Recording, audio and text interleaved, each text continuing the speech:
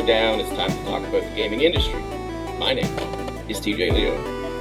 And me, I'm here, I'm present. He's here. I'm Andrew. He is here, live and in living color. This is our solution to my internet being trapped. Indeed. Is to just huddle around the microphone as if for warmth. Oh. Nice and latent. Yeah. This is episode 44 of Press Pause the Gaming Podcast. Besides your internet, how are you, my friend? Pretty good. Yeah, pretty good. Good week. Good weather, finally. Yeah. We're no longer in the Stone Age, Mm-hmm. or the Ice Age, I guess. Yeah. Is a better way of putting it. Yeah, it's beautiful out today. It's like perfect 16 degrees Celsius. The American people out there. Yeah, it's not below freezing. Yeah, no, we do not live in igloos. We do not huddle with mooses. Moose? Moosei? No, I think it's moose. It's mooses. Just Moose? I think singular is also plural. Maybe. Okay. You know what it is? We're really Canadian. It's whatever the moose wants it to be. Sure. Have you ever seen a moose in person before? I don't know. I don't think I have. Actually. I think you'd remember it if you had. Yeah, they're large. They're huge. Yes, they're very large creatures. I may have seen one at like a zoo or something. I feel like, but I don't didn't know. realize how big they actually were until I saw one in person. I was like, oh fuck. Yeah. Like they're large. They are at the top of their antlers. They'd be able to touch your ceiling. Oh, they're so big. Like if they properly swung their heads back. So I shouldn't have one as a pet. That's what you're saying. No. Okay. Yeah, I shouldn't do that. They don't grow to their surroundings like a lizard. No, it's not. It's not like a bonsai tree. That would be cool. Do you remember? That's a good house hippos, house moose. Yeah. What about those like frogs you put in a little like dish? I don't know. Do they get huge? No, they're like. Well, then I don't know if they're a good reference point. It's tough to say. All right, we're vamping. Housekeeping corrections. We are on Spotify, so if you want the audio-only edition of the show, the link is in the description. Goes up at the same time that the YouTube video goes up, as long as I'm not distracted. Asleep at the wheel. Yeah, exactly. We are on YouTube Music in both audio and video forms. I've not been able to get that to work, but I guess that's like a YouTube app thing or something. Yeah, I've never used YouTube Music personally. Yeah, I don't use the app. I actually deleted it off my phone because I updated my browser, and then every time I went to open a YouTube video, it was like, here, I'll open it in the app for you. I was like, no, fuck off. Yeah, no. I will use the browser for a reason. No, I'll open the app if I want. Yeah, I've always been a Spotify person for music. I've contemplated switching to Amazon's, Amazon Music? I guess. I think it's called. Because I have Prime, so I'm like, it comes with Prime, I should be just using it to save money. But I've been using Spotify for so long that I have the playlists and all that setup. I don't want to start from scratch again. Plus, who knows how much of that music's not on other platforms, so it's like, there's never a good solution. And like, why can't we just go back to the days of like Napster? Yeah. Well, I mean, you could. Does LimeWire exist? I don't know, but it's not that hard to find music. No, if you know where to look. Yeah, that's true. I remember the last time I saw LimeWire, it was renamed. It was like a LiveWire, and it was like it was the same green lime looking logo, but it was blue. Oh, and it was LiveWire. I was like, okay, different business. We're not responsible. Yeah, exactly. Yeah, that's how they got away with it. Don't forget to join the Co-op Club. The link is in the description as well. That is our Discord community server where you can chat with a bunch of us. Fans of the show are in there talking about gaming, talking about wrestling, talking about our latest prime minister. Yeah. That conversation's happening too. Yeah, good times in there. So let's kick off the show with what we're playing. What are you playing anything new? Or are you still in the Stalker 2, finishing Stalker 2 boat? Finishing Stalker 2. Yeah. I've gone through, I've done like all this. I've been basically going back before I reach the point of no return and cleaning up everything. I think I've got everything. Checking off all the boxes as you go through it. Yeah. That's what I do in Assassin's Creed before I do the last mission. I'm like, you know what? Check off all the icons. Yeah, the Ubisoft icons. Yeah, well, this game likes to dump plenty of icons on you as well. And in a way, it's almost worse than the Ubisoft thing, because they at least have the courtesy to say, hey, those things, here they are. Right. Here, for like stashes, you've got to find the info on dead stalkers. Right, that's right. It unlocks icons when you find the information in the world, right? Yeah, I liked that part. It's cool, but when you get to this part and you're trying to clean up, it's like, oh god, I just found information on the stash that's back in the starting area. Yeah, if you're a completionist, Yeah. that's a tough nut to crack. It's kind of like going to get all the Koroks. Yeah. In Breath of the Wild. It's Yeah. like, good luck with that. And you also don't know which stashes have the good stuff, like the blueprints to unlock new upgrades. So it's just luck of the draw. Kind of got to look at them all. Yeah. Got to catch them all. Yeah. As it were. Yeah. Cool. I've played a little bit of stuff, so I have new impressions of Expedition 33. Oh. So I think I'm 7 hours in at this point. I'm like, last time when we talked about it, I was kind of like on the fence about it. I was like, I love that prologue. It was one of the best prologues I've ever seen. The visuals are fantastic, but I had some problems with it. I had issues with the combat system being unfair, I guess, on the normal difficulty. Yeah. So I downgraded it to narrative, and it was too easy. But I was like, I just want to see the story at this point, so I'll forget about the difficulty. And I had problems with like the lip syncing. Yeah, that, how brutal that was. But I really hadn't got into the game deep enough. I think I was like 2 hours in, 3 hours in, something like that. So now I'm 7 hours in. I'm in Act 2 of the game. So I don't know how many acts there are, but I am assuming this is like an 80-hour RPG. So I'm not deep into it. Yeah. I've stopped playing it at this point. I don't know whether I'm going to pick it up again for the simple reason that I've reached a point in the story where there is I'm not spoiling anything, just to be clear. There is a major twist that I did not see coming, and it was shocking. Oh. And I was like, okay, this is a good place. If I'm gonna stop and pick this game up a year from now when they've fixed all the problems and they've smoothed out I'm like, I don't think I should proceed any further. Because it was an amazing twist, and I was like, where are we going from here? Like, it was like, what happened? Yeah. But the game has definitely opened up more, so I did get to the world map. Okay. And I did explore that. It's kind of a Final Fantasy VII type map. Yeah. So you have this like representation of who you are running around a giant little person. Yeah, running around a map. There's not random battles though. There are enemies on the map. Oh, okay. So just like in the normal levels, if you bump into them, then the fight happens.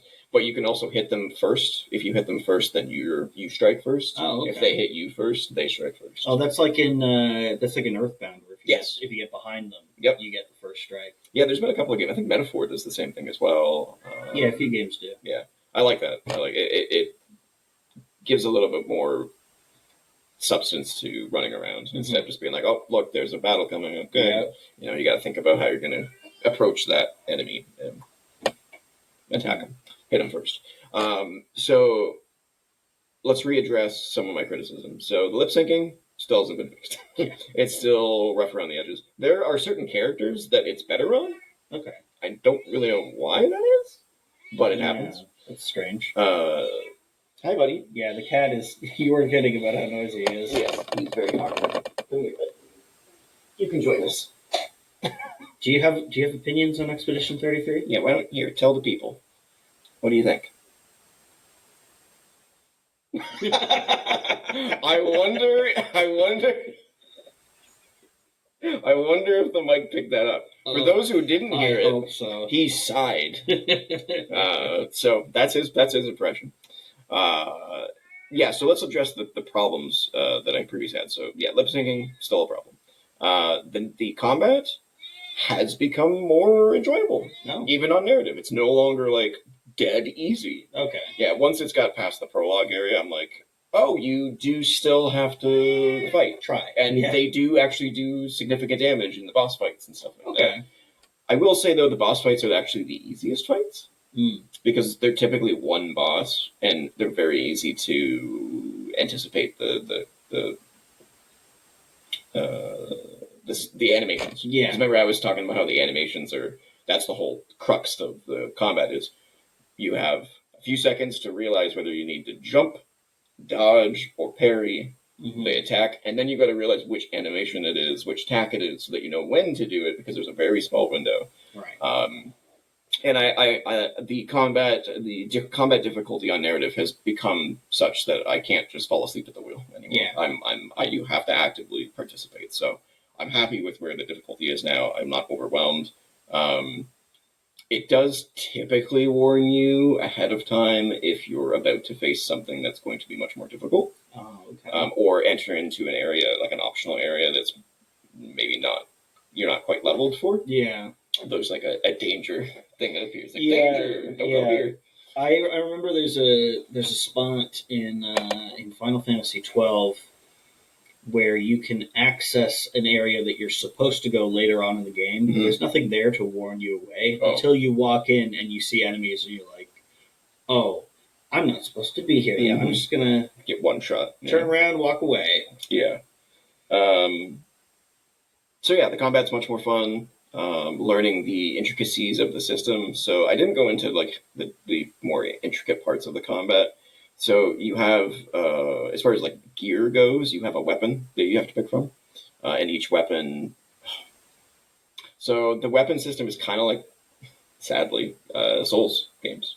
So the weapons are based on how good a certain stat is. Mm-hmm. So like certain weapons, you're better off with the agility. Some you're better off with.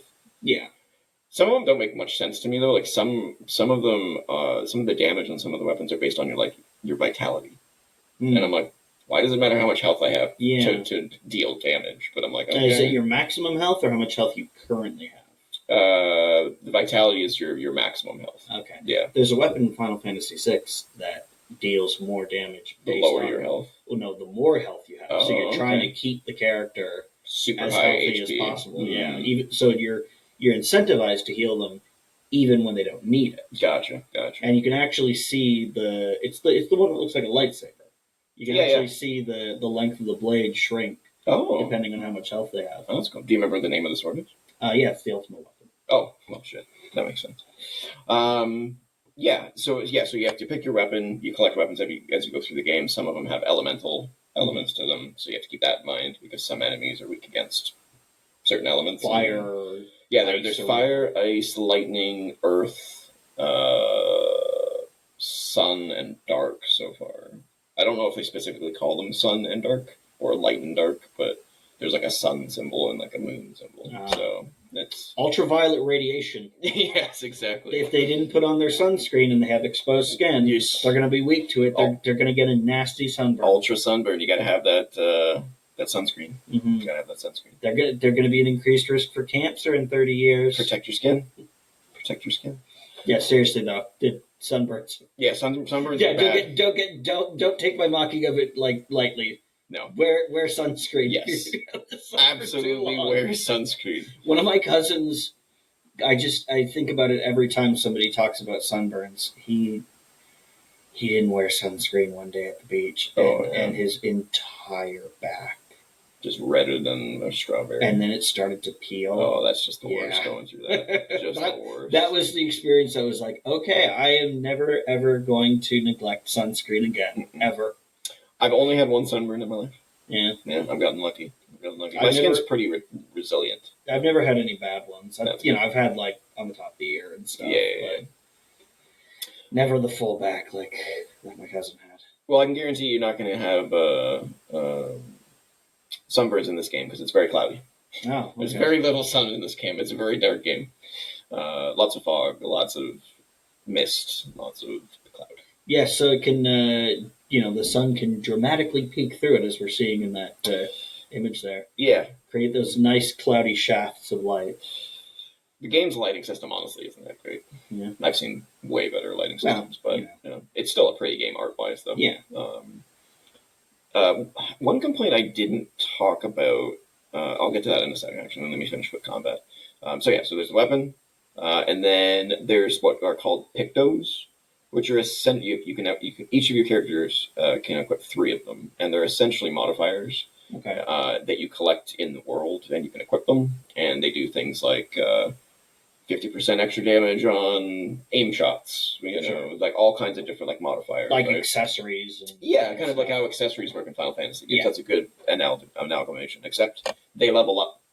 Oh, okay. So the more you use them, the more they have 4 levels of Oh, year so they come out. now they're like materia in Final Fantasy VII. A little bit, because once you maximize their level to level 4, then whatever the modifier is of that particular item can now be used in the, I think it's called the Luminous system. And the Luminous system is basically you have a certain amount of points, and the further you get in the game, the more points your characters can have, and you can equip Picto's abilities. So without equipping them. Good to go back to Final Fantasy again. That's like in Final Fantasy V, where if you master a job, you can use the abilities from that job even when you're not assigned to that job. So you can cast black magic even if you're not a black mage. Yeah, very similar, except it has nothing to do with the skills that you use. Yeah, it's just your various bonuses. Bonuses, exactly. But yeah, that's a great way of doing things. I've played games that do that before. Yeah, lots of customization from that. And then I also didn't talk about like the actual combat itself, which is hilarious. Like, you have a regular attack, you have skills. Each of the characters are locked to a specific, like, I don't want to say a class because they're not really classes, but they all have their unique abilities and skills. Sort of an archetype, like you'll have like a character who's sort of like a thief kind of thing or something like that. More weird. Oh, okay. So they're not super basic. They're a lot weirder. So the main character, Gustav, who you've seen with the curly hair, he looks like Robert Pattinson. He's basically your typical melee guy, so all of his moves are based on swordplay. And he's got a little bit of lightning stuff in there as well. And you unlock more abilities in an ability tree as you level up. You gain more skills, and you have points that you put into it. It's like a talent tree, like in Diablo. One of the other character is more of a mage, so she's got access to fire, basically all of the elemental type magic stuff. But the key is that all of these characters and their skills have a system of their own. So Gustav, who I said is more of like the swordplay and lightning guy, he has an overcharge meter. Oh, you know what that makes him? Makes him Chrono. From Chrono Trigger, because he was the sword and lightning guy as well. Yeah, that's true, actually. That's funny. Well, the guy who created this said he created it because he wasn't allowed to make Final Fantasy or something like that. Yeah. Or the games that he wanted weren't being made. So so you can tell there's definitely inspiration from many RPGs in this game. But yeah, he has an overcharge ability. So every hit that he gets with his sword adds to a meter that goes up to 10, and he has skills that will unleash how much is in that meter. Cash it out as damage. Yeah. So he's constantly rotating those builds, and I like those kind of systems. Yep. Because it makes it so it's not just monotonous hit. It's okay, I'm hitting, and then I can spend that meter on this bit, like I can spend it all on like a big one, or I can spend it in chunks on these little ones if I've got I like that kind of stuff. Yeah, it's super cool. And then the mage, she basically has an elemental, like 4 quadrants basically, and every time she casts a spell of a specific element, that element gets added to one of the 4 quadrants. Okay. And then she can use a different skill to unleash all of those elements all at once in a super attack. Oh. So you can wait till all 4 go there and just be like, "Bah!" That sounds like my Diablo 3 wizard. There you go.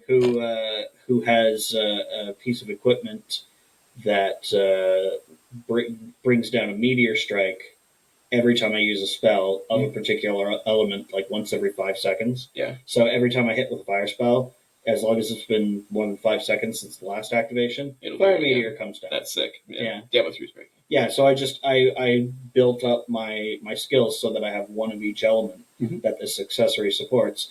And so I just kind of rotate through them and that's why you're always having meteors come down. Yep. Yeah.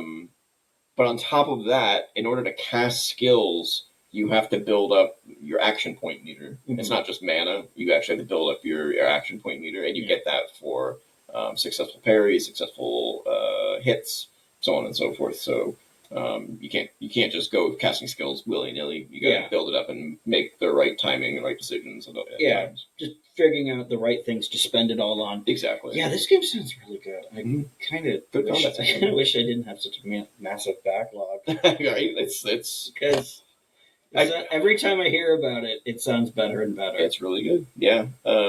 And there's another thing I really like about the combat system is the shield system. So typically in games when an enemy goes, I'm raising my shields, it basically just gives them like a 50% damage cut, essentially. But in this game, they can stack shields, and these little, like literally like a shield icon appears above them, and that blocks 100% of the next hit. So if they have 3 of them, they're going to take no damage for the next 3 hits. So you want to basically eliminate those in the most efficient way possible without wasting your big moves. Right? So hit them with the weakest attacks you've got. Yeah, so like Gustav's got a multi attack that he uses that doesn't do a whole lot of damage, but it hits him 6 times. Oh, so it's like boom, boom, boom, boom, boom, boom, 6 shields. 6 shields, exactly. Or the aim system in the game. At any point when your character's turn is on, you can take out your gun or your ranged weapon, depending on your character, and spend 1 action point per bullet. Oh, okay. And also, the enemies sometimes will have a special weak point where if you hit them, something special happens. So there's like these constant layers to the combat. So it's really excellent. I would not want to play this game though on the standard difficulty. Yeah, they hit like trucks all the time. I'm like, I don't know. The only thing I can think of is that. So you know how we compared a lot of the intricacies to Souls games. Mm-hmm. I'm wondering if that was the point. Was they wanted to make an RPG of that level of difficulty, where you had to spend a lot of time learning the animations. And in that case, if I was in the mood for that, I probably would like it. Like when I played Elden Ring, I was like hooked immediately. Whereas with other Souls games, I'm like, no, this isn't for me. So I can see why it's popular in that sense. But for people that can't get timing right, you're going to get absolutely wrecked. Like I said, I died 12 times in the prologue, so it's not easy. You really got to know when to parry, when to, like if I stupidly sometimes would parry when they have a shield up. Oh. What's the point of that? Yeah, because you're risking getting hit just so you can take one of their shields down. Ooh, what can you do? You should be dodging in that case because there's a greater chance of you succeeding in that. So there's a lot of decision making constantly going on. So the combat's great. Story's great. The one complaint that I do have that kind of baffles me why they decided on it. I mean, I have theories, but there's no mini map anywhere. There's a world map. Okay. But it's pretty basic. It's just a flat 2D map with icons of where all like the instances are and the dungeons and stuff.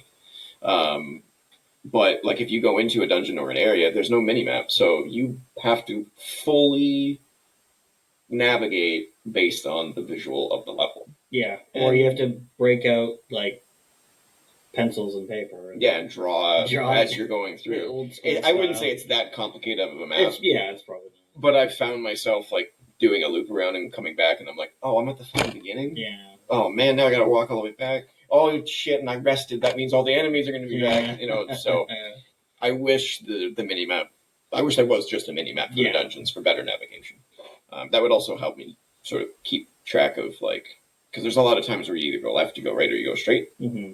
And sometimes you'll go right, and you'll go right for, like, 2 hours, And then you'll be like, what the hell would have been left or straight way back at the beginning? Yeah. But remembering all those things is really difficult. Whereas if you have a mini map or even a dungeon map that you can reference back, would be really helpful for exploring those things. So I'm a little annoyed that there isn't a mini map. But on the flip side, I can tell that I feel like a lot of old school gamers don't like map icons and maps in general because it takes away.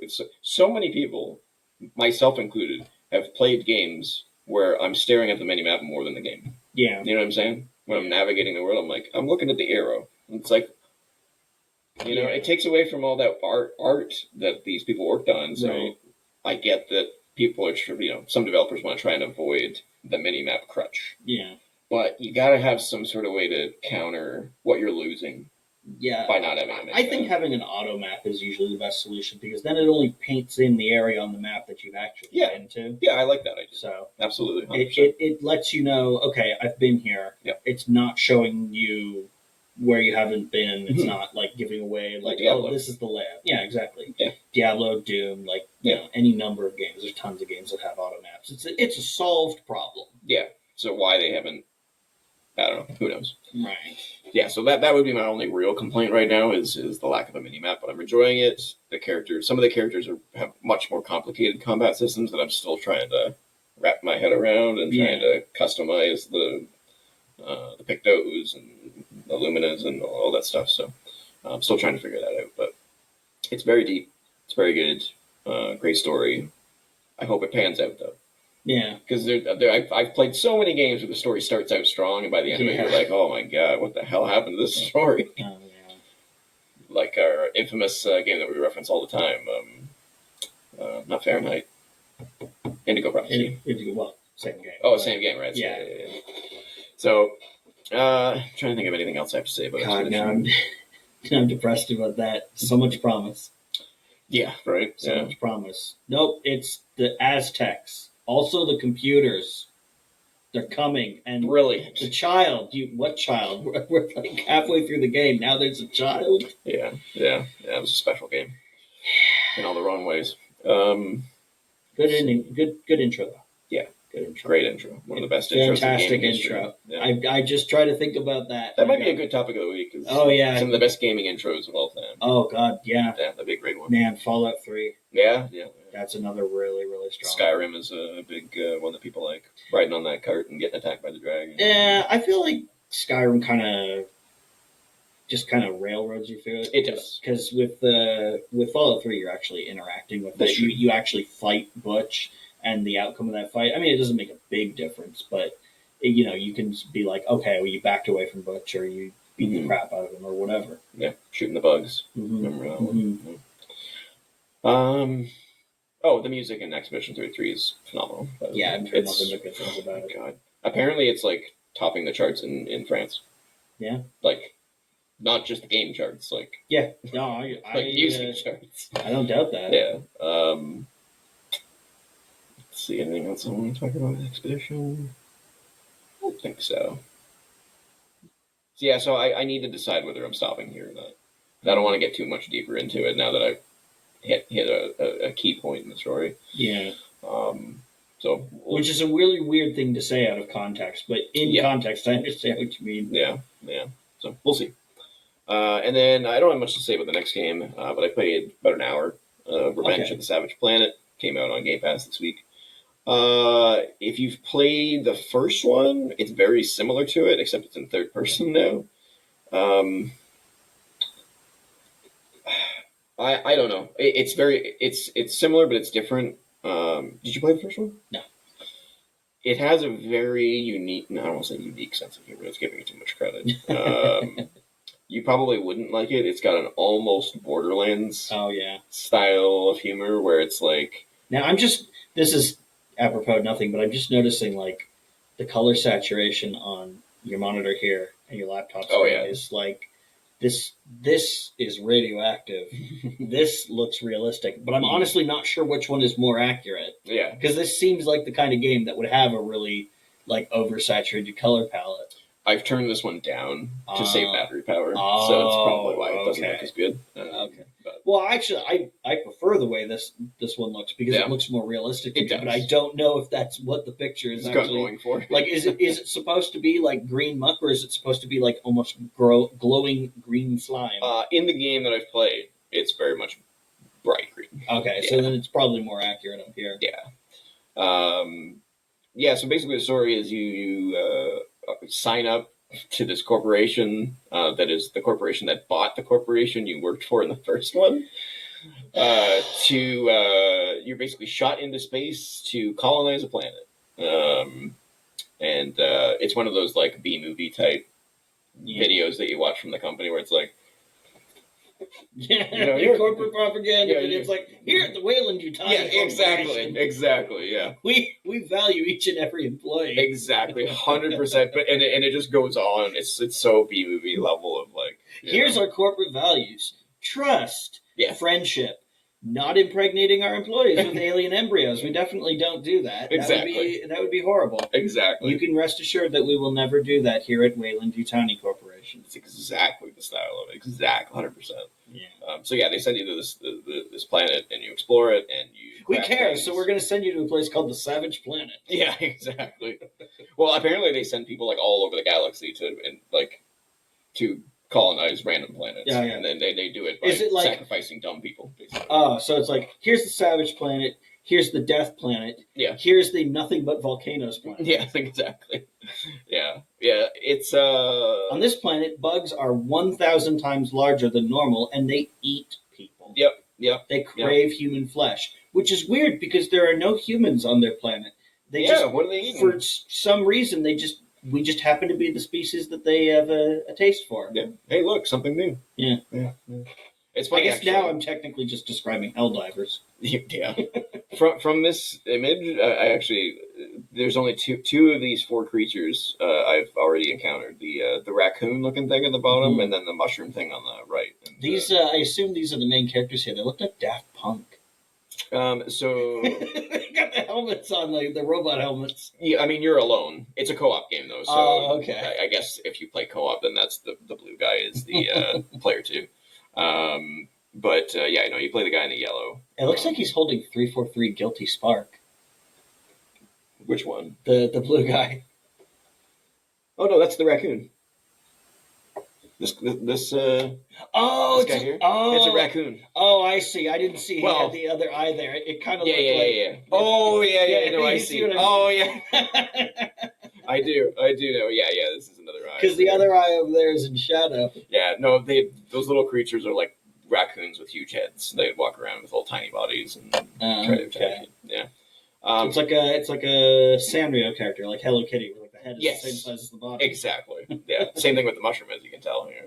His face is here, but it looks like a Pokemon, but like rendered in excruciating detail.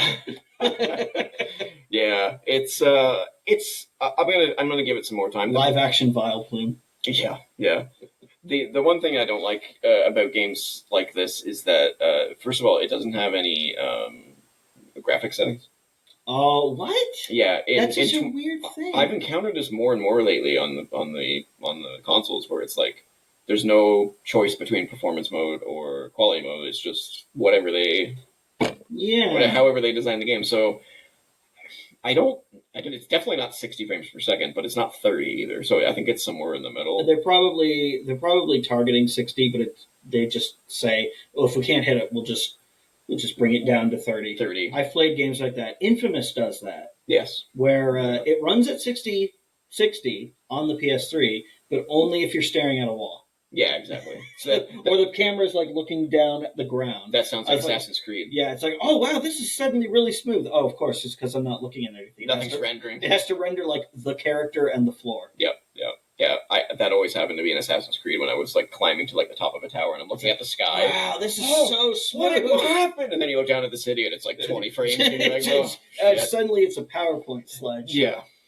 You see like the people moving around, they're just going.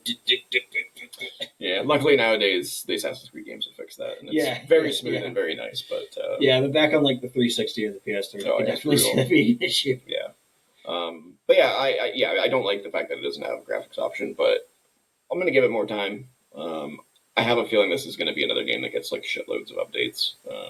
It just feels like it was maybe launched too early. I don't know. I'm not really sure.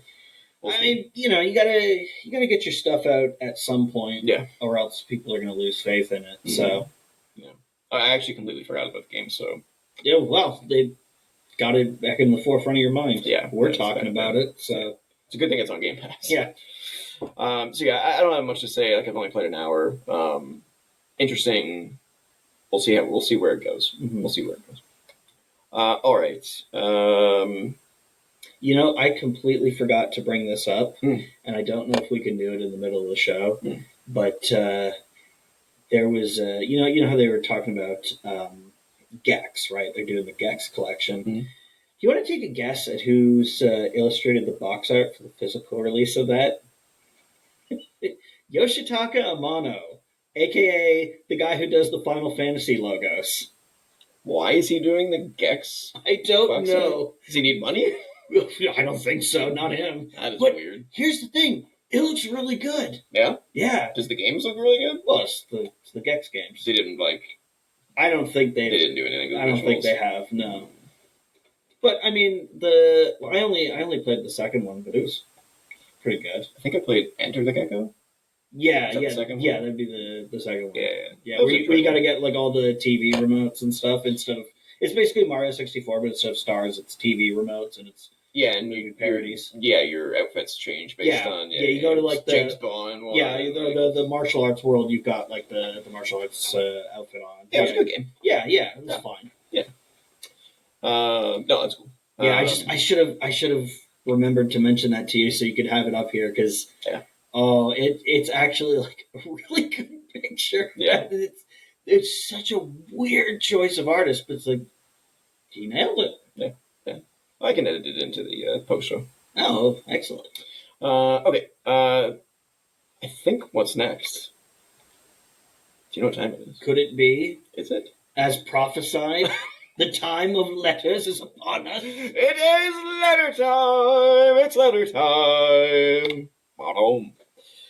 Today's letter comes. Oh yeah, this screen is definitely more accurate. Those are not the colors I chose. Yeah, there you go. Oh god, no. Yeah. That looks like it's been sitting in a room where somebody did nothing but smoke for 20 years. Yeah, I think I turned the contrast and the brightness. Contrast, brightness, saturation, any semblance of life or soul in my art. Yeah.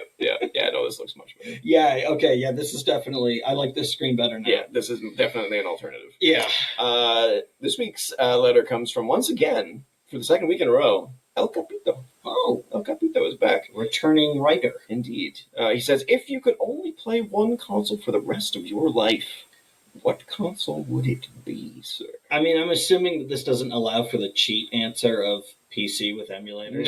No. Specific console. Okay, how about the cheat answer of a hacked Wii with the homebrew channel? And I mean, a Wii does have access to the virtual console. Yeah. So you could just go Wii. How about that? Does it have access to the virtual console? Because if that's the case, like, I'd be getting the libraries of several great systems.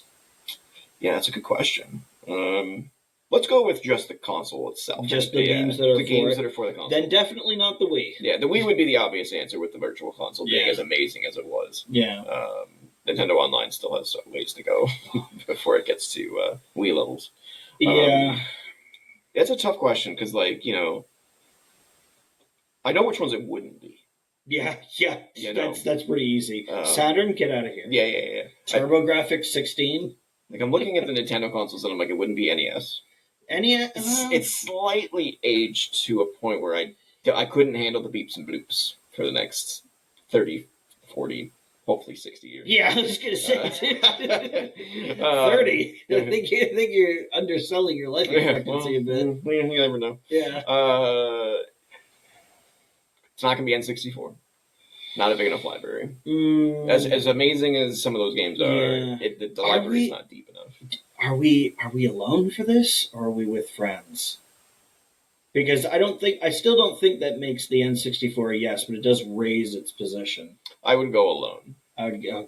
Yeah, I would go alone. This question. Because just thinking of, like, there's some really good multiplayer games on the N64. Yeah, Perfect Dark, GoldenEye. Yeah. Mario Party if you've got gloves. Jet Force Gemini if you like that one. Mario Kart 64. Yeah, oh my god. Yeah, Battle Mode. Bomberman 64. Yeah. Star Fox. And this is where I get into trouble because, like, my brain is telling me Super Nintendo.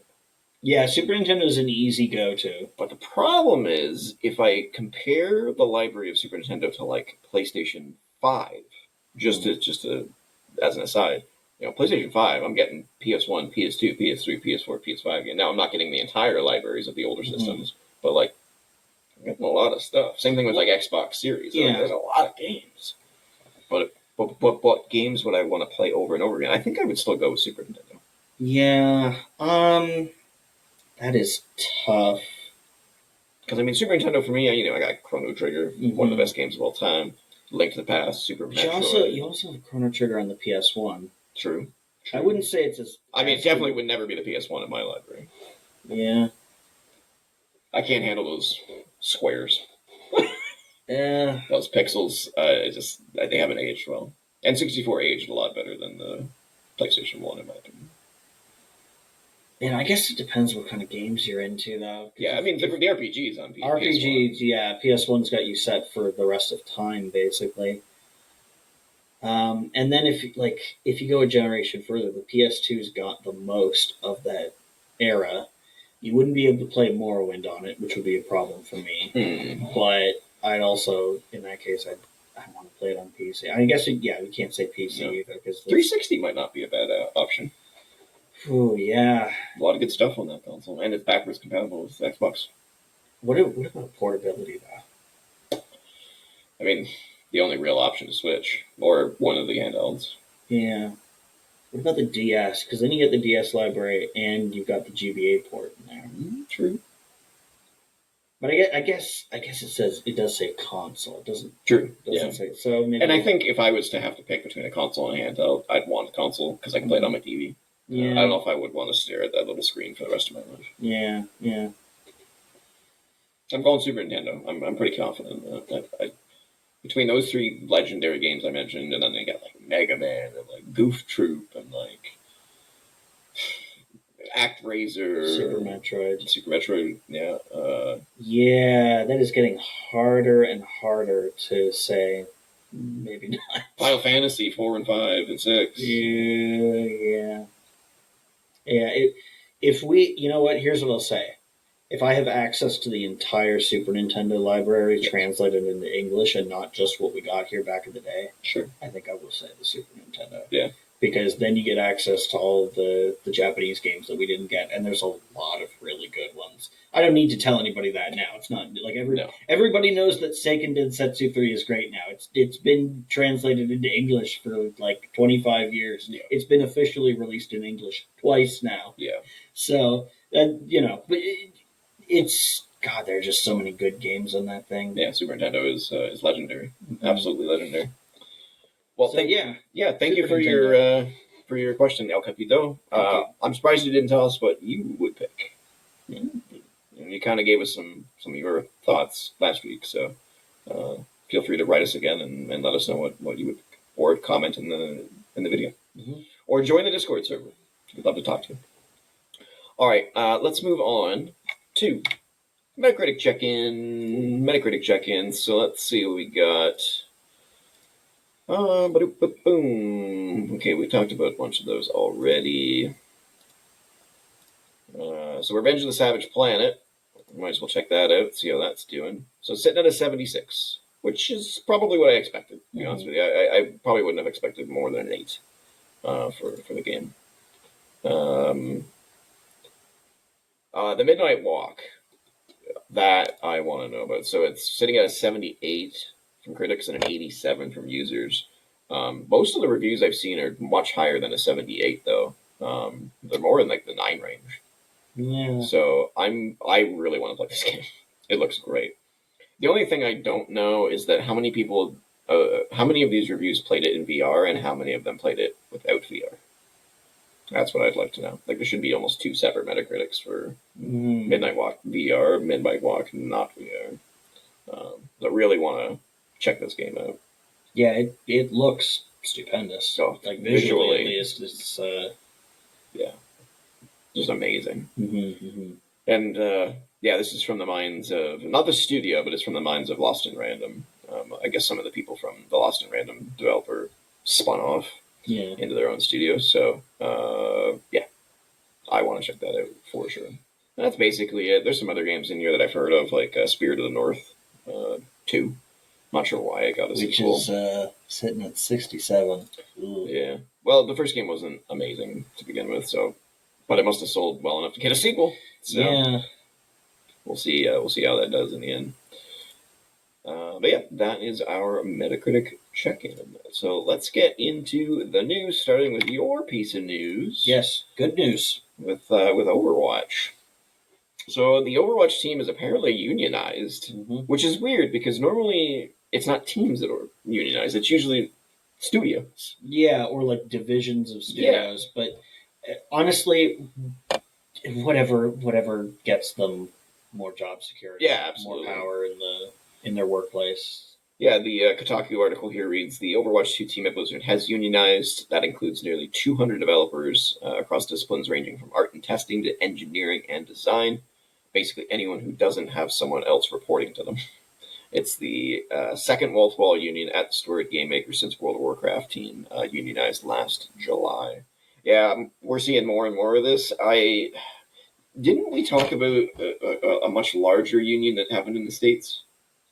Oh, it was like adjacent to the ESRB. Yeah, or ESA, something like that. I forget exactly what it was called, but it was like it was like for software development, like as a discipline, I believe. Yeah. It was more generic than specifically game design, but it was like it was an all-encompassing kind of thing. So it's good to see. Mm-hmm. It's good to see that these people are going to get more secure jobs. Yeah, especially at fucking Blizzard. Yeah. I can't believe that company's still hovering around. To be honest with you, they've had so many troubles. Have they? When was it? So I guess Diablo 4 was the last game they released. Yeah, and that was a couple years ago now, right? I don't know. I didn't buy it. You're the one who owns the game. Unfortunately. Yeah, so congratulations to the Overwatch team. Next up, we have Switch news and Nintendo news. So the first of which is Nintendo has revised its user agreement, and if you break it, Nintendo now reserves the right to break your Switch. Yeah. So the article reads, and again, all of these are from IGN, Nintendo has tightened its user agreement, revising the terms and conditions with a tougher stance on players who hack their Switch console, run emulators, or any such unauthorized use. As spotted by GameFile, emails have gone out to players confirming the company has updated the Nintendo account agreement. Wouldn't it be the Nintendo Online account agreement? Oh, I guess it would be. I guess it wouldn't be because you just have to own a Switch. Mm-hmm. And the Nintendo account privacy policy. The new rules now superseding all previous versions and applying to all existing and new Nintendo account users as of May 7th. According to GameFile's report, there have been around 100 changes between the existing agreement and the revised one. Until May 6th, players agree that they are not allowed to lease, rent, sublicense, publish, copy, modify, adapt, translate, reverse engineer, decompile, or disassemble all or any portion of the Nintendo account services without Nintendo's written consent, or unless otherwise expressly permitted by applicable law. This will stop no one who's interested in doing that stuff, by the way. But it will. I think it's going to cost a lot of people their Switch. Well, the thing about Switch modification is that, from what I understand, there is no current way to permanently hack it. It's something that you have to do. Like, basically, every time you shut it down, the thing that allows you to get access to it is lost in memory, and you basically have to do it again. Interesting. So, it may not be... So as long as they don't connect to the internet while they're doing this, they should be getting away with it. Unless there's something that logs that there was some kind of change, which, if this is what they're doing, I imagine the Switch 2 might have. Yeah. Now, this also applies to the Switch 1, which might mean that they're going to put a patch out, the system upgrade that does scan for those type of changes. And can you imagine dicking around with your Switch and all of a sudden it's like, ew. Yeah. This doesn't turn on, or it turns on and says, fuck you. Yeah.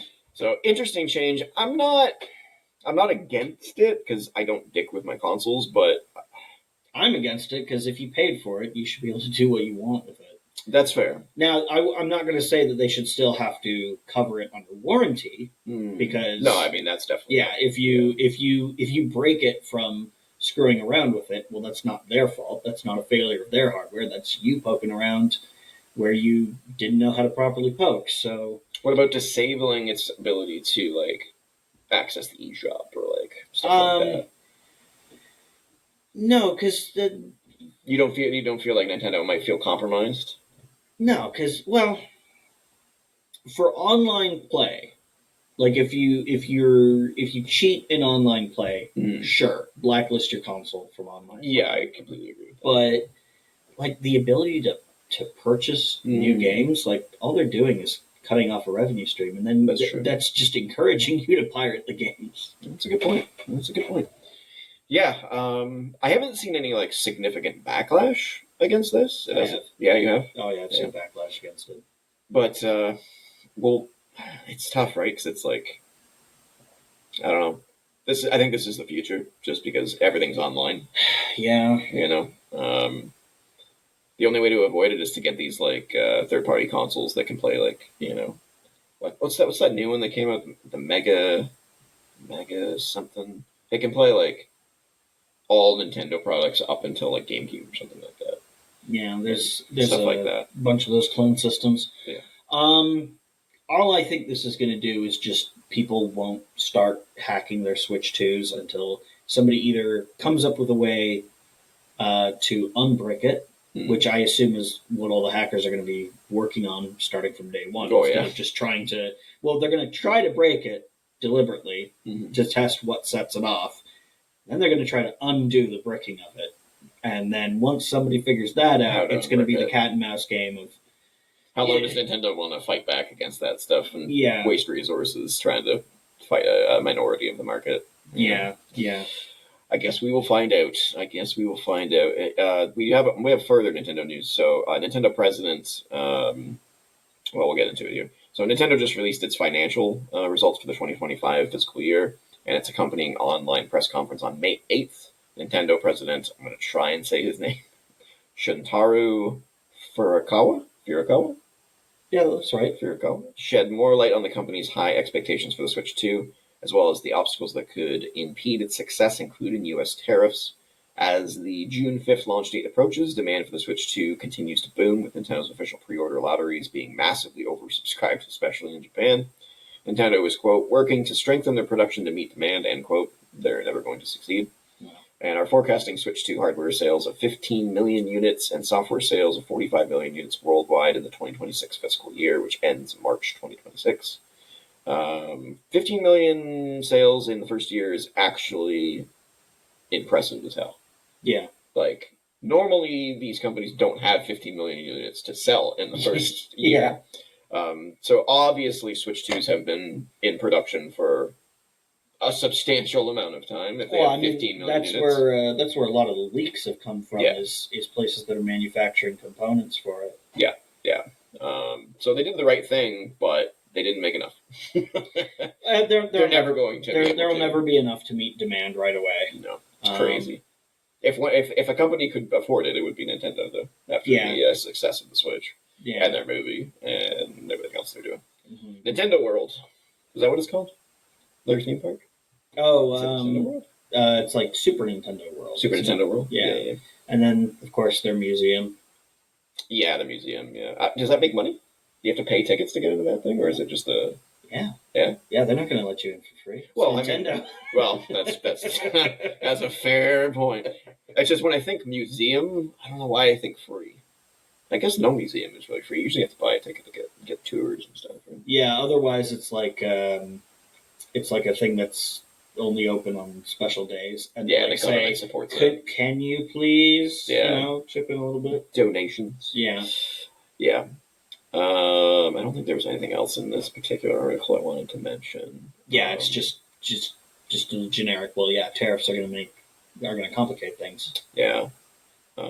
Interesting that they raised the prices of the accessories and not the console. Whereas Xbox is like, nope, we're going to raise the price of the console, not our accessory. Although I think they did accessories too, actually. Yeah. Very interesting. I can't decide which one I'd rather they prefer. I mean, obviously I prefer neither, but if they had to, it's like, do you front load the price increase or do you spread it out over the little purchases? Yeah. That's both suck. Both suck.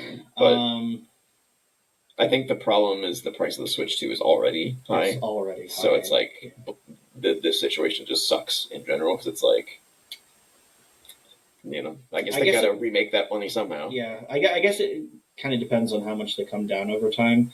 I would really, really like if Nintendo would lower the prices on their games that have been out for a few years. You think? Holy crap, $80 still for like Super Mario Wii Deluxe or Wii U Deluxe or whatever it is. Like, come on, guys. yeah, they got some problems with. They need to learn. They need to learn. But that's how they make their money. That's true. People pay for it. Yeah.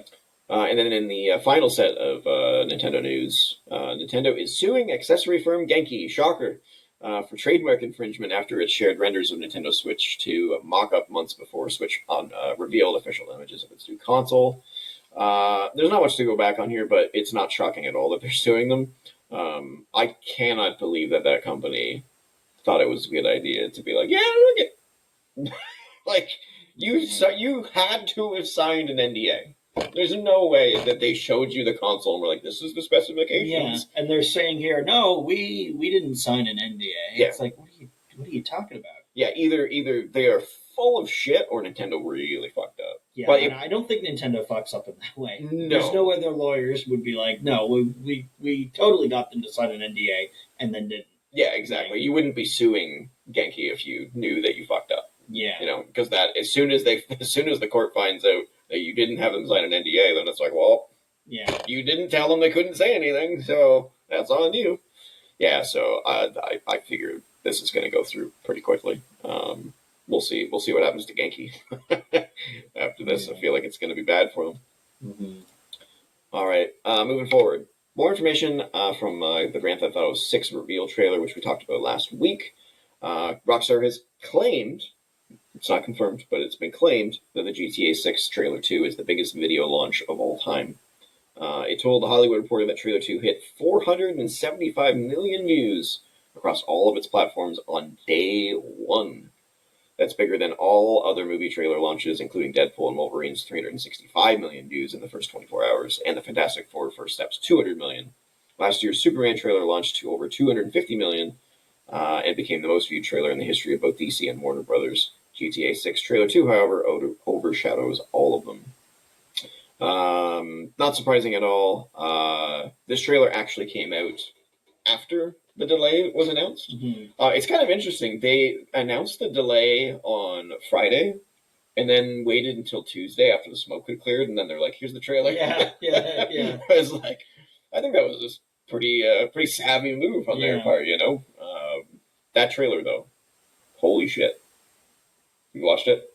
I've seen bits and pieces of it. I haven't sat down and watched the whole thing yet. It is unbelievably gorgeous. Yeah, unbelievably gorgeous. Yeah, like I've seen people talking about it. I've seen clips of it in videos. I just haven't gotten around to sitting down and watching it yet. My only disappointment with the trailer, because it's the second one, is there's no actual gameplay in it. You know, it's a GTA trailer, so it's all like from different vantage points. Yeah, it's all very cinematic. Yeah, it is in engine though. They claim the whole thing's in engine. Oh, I don't doubt that for a second.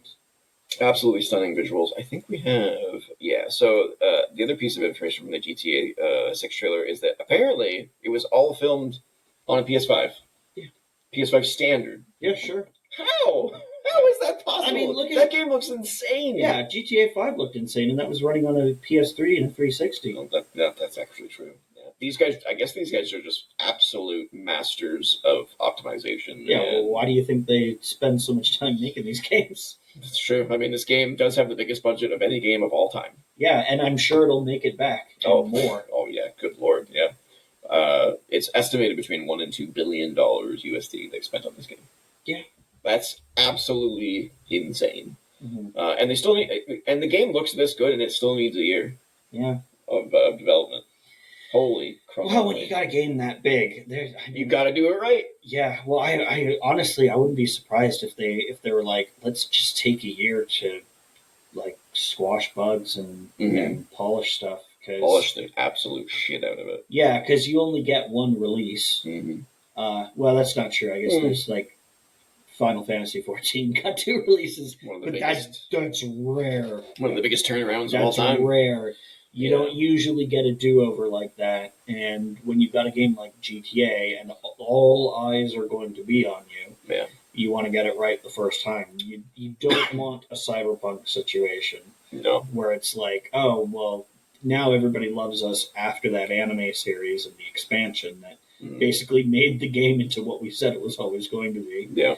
Yeah, you not for this. Not for this. For something like a GTA, you gotta do it right.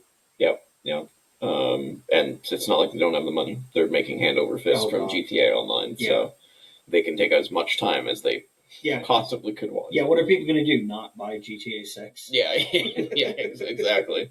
Yeah, it's like when people bitch about like the latest Pokemon game not looking good. It's like, okay, but what are you going to do? Not buy it? It's Pokemon. You're a Pokemon person.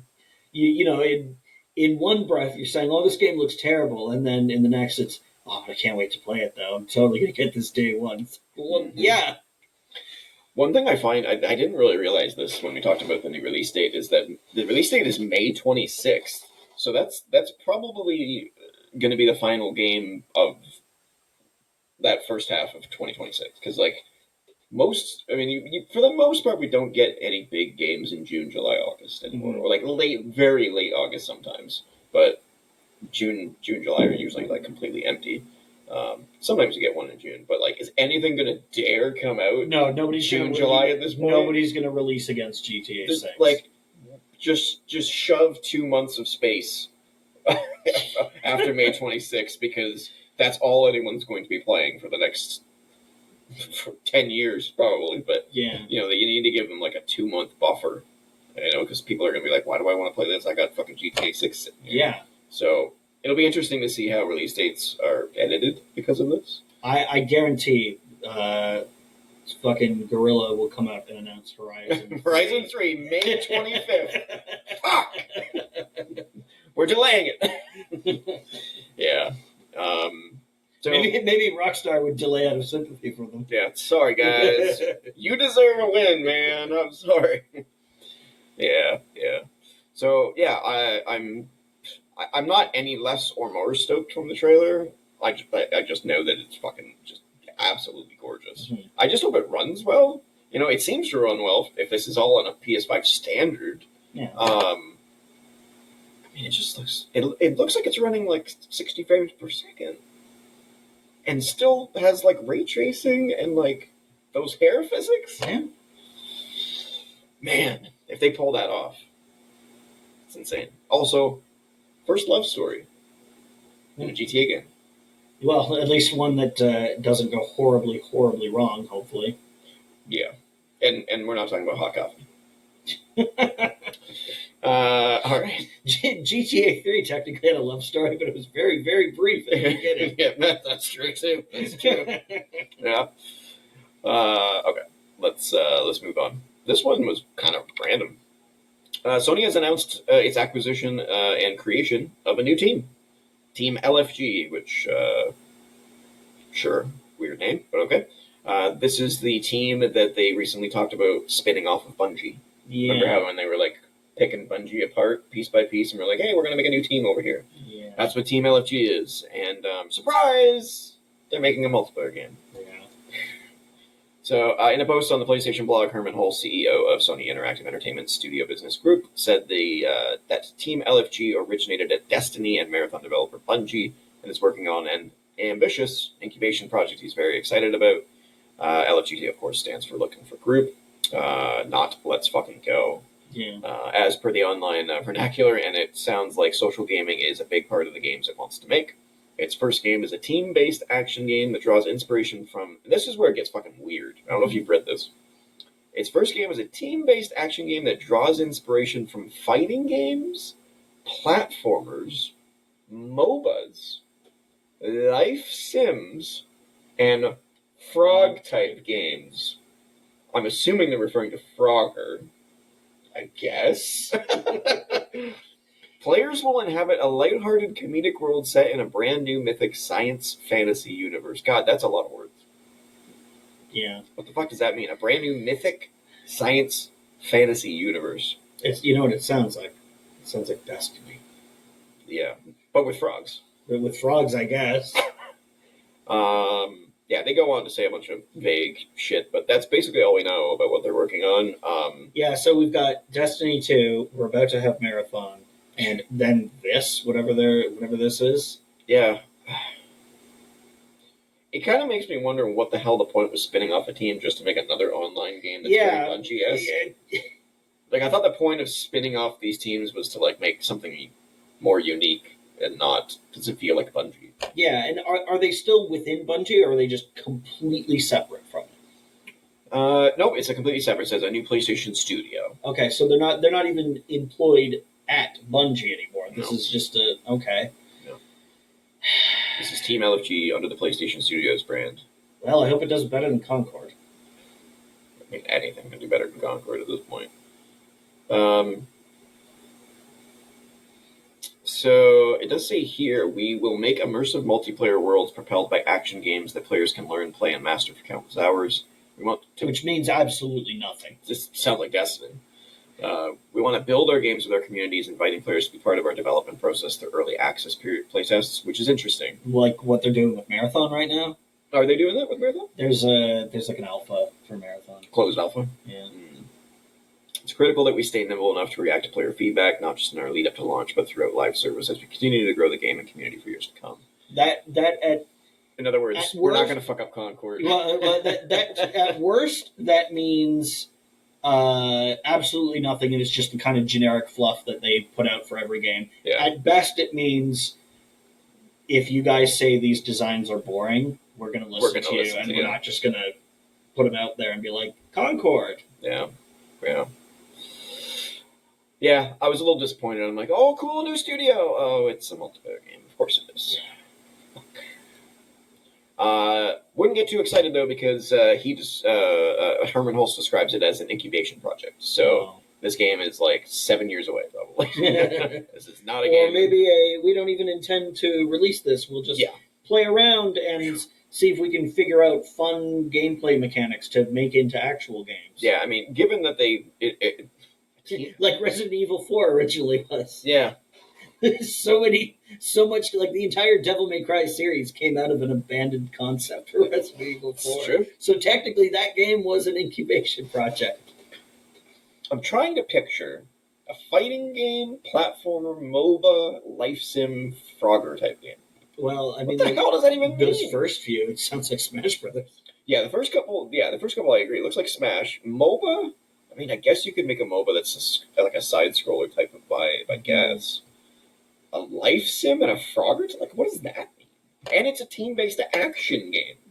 I think when they say, it's inspired by this, it's like there's one mechanic from MOBAs. Like, character progression during matches, like you level up and unlock your abilities, and then reset to 0 when you start a new match or something like that. Life sim, I guess you could say, like, you got to keep track of your hunger meter. Yeah. Or maybe you could customize your character's outfit. Put a little hat on them. It'd be like Animal Crossing. What about the Frogger type game? You jumping across roads? Who the fuck knows? Very, very, very weird. That's assuming it is even Frogger. Yeah, indeed. This is your first look at the Xbox ROG handheld. This is a leaked image that somebody didn't bother to clean the screen of. No, I mean it looks like a prototype. It's very dusty, very smudged up. I don't know if that's dust. I think it might just be like unfinished materials. Yeah. It doesn't look like an actual system. Properly sanded down or anything. Yeah, as first reported by 91 mobiles, sure, and spotted by Eurogamer, 2 images of the Asus ROG Ally 2 device, one white, one black, seem to have gone public via the Indonesian Certification Office, which linked to seemingly now a deleted listing on the U.S.'s FCC website. While this shit is international. Yeah, this is a big leak. So it goes on to talk about what we see, but we can just look at what we see here. So we got an A, B, X, Y button, just like standard on the Xbox controller. Mm-hmm. We've got the offset joysticks and a D-pad. I don't know what the 5 buttons are here. This one is red. Yeah, that looks like an Xbox logo, maybe? I mean, if it's a prototype, it could just be... It could just be anything. Well, it could be like a mock-up for the Xbox logo, and they just didn't put the effort into creating it. Yeah, we're both leaning out of frame as we look into the different screens that we've got here. This one I have no idea. Oh, is that a Steam logo?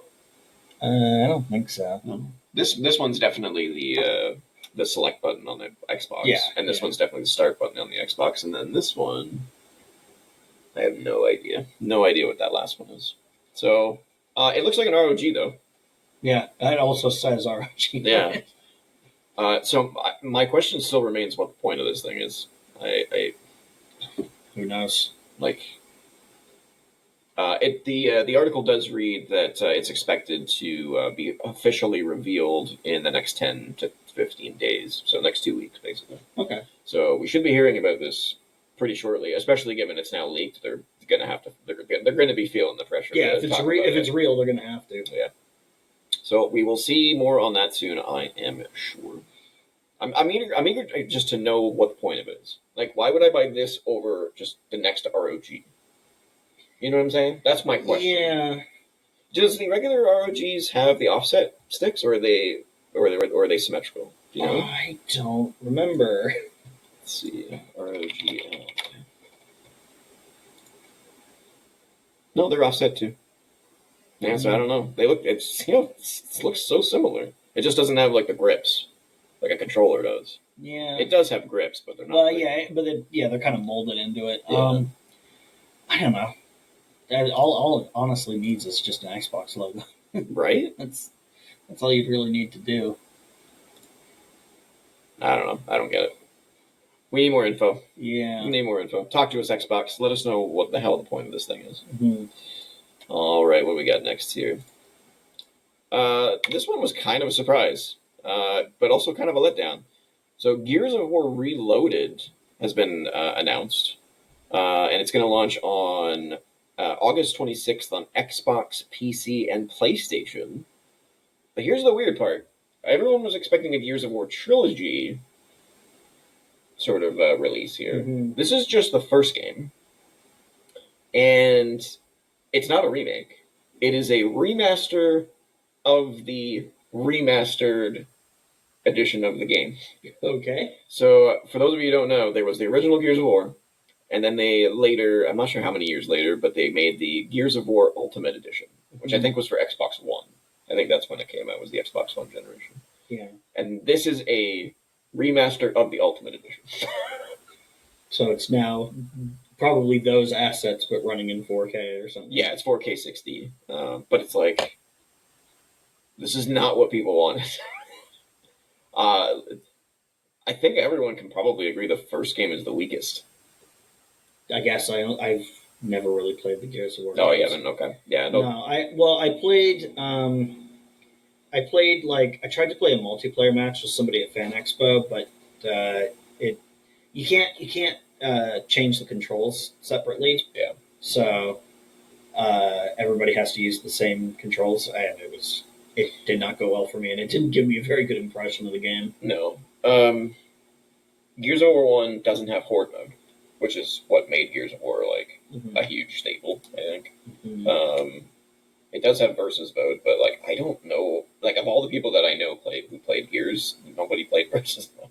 Mm-hmm. They may have on the first one when it first came out because it was novel, but like as soon as they added Horde mode, it was like that's what people played. That's where people spent their time. So I don't know. This is a weird decision. I think. I like maybe it was easy. I mean, it was definitely easy. I mean, it's just a remaster of a remaster. Yeah. Like it's like, okay, they just say that it will come with improved visuals and audio. Well, it's just a remaster, so of course, it will have crossplay though, which is I guess kind of cool. But why wasn't this a trilogy? It just so they can milk it for another 2 games. Out of you. Does it say a price? We got a price here. Well, there's your specs. No price. Oh, it will be 7.1.4 3D spatial audio. What the fuck is that? 7.1.4. Yeah, I have no idea. Well, it's Atmos, so they update shit constantly. It does say it's a free upgrade for anyone who has the digital version of the Ultimate Edition. Okay. That's fine.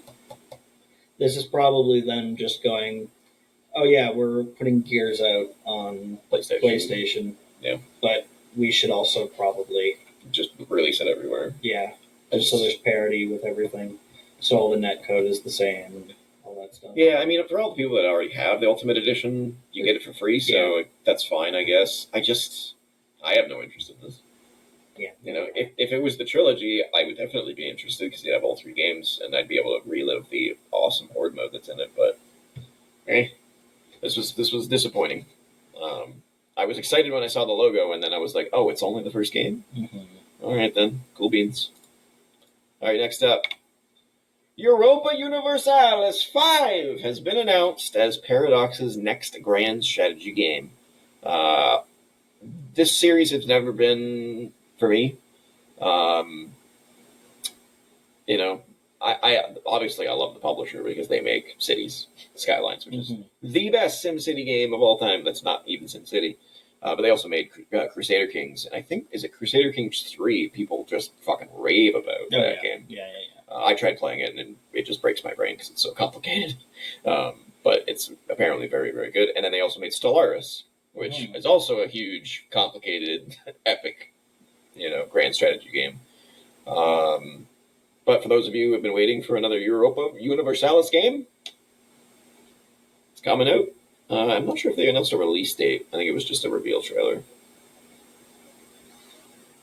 Yeah. No specific release date, but it is coming to PC. That's all we know. Next up, this one was kind of crazy. So Mafia: The Old Country got a whole new trailer and a release date of August 8th, which is a lot sooner than I thought. When they first revealed that, which I think was at, the Game Awards? I believe so, yeah. Yeah, which was only like 5 months ago. I would have bet money that was going to be like a game for like 2 years or 2 years more, probably. Like, I thought it was going to be a long wait. Nope, this August. And not only that, it's coming to PC, PlayStation 5, Xbox Series X and S, and it's budget title priced. This is not a full price game. This is a $49.99 USD game. Oh, that's nice. Now, there is a caveat to why that is.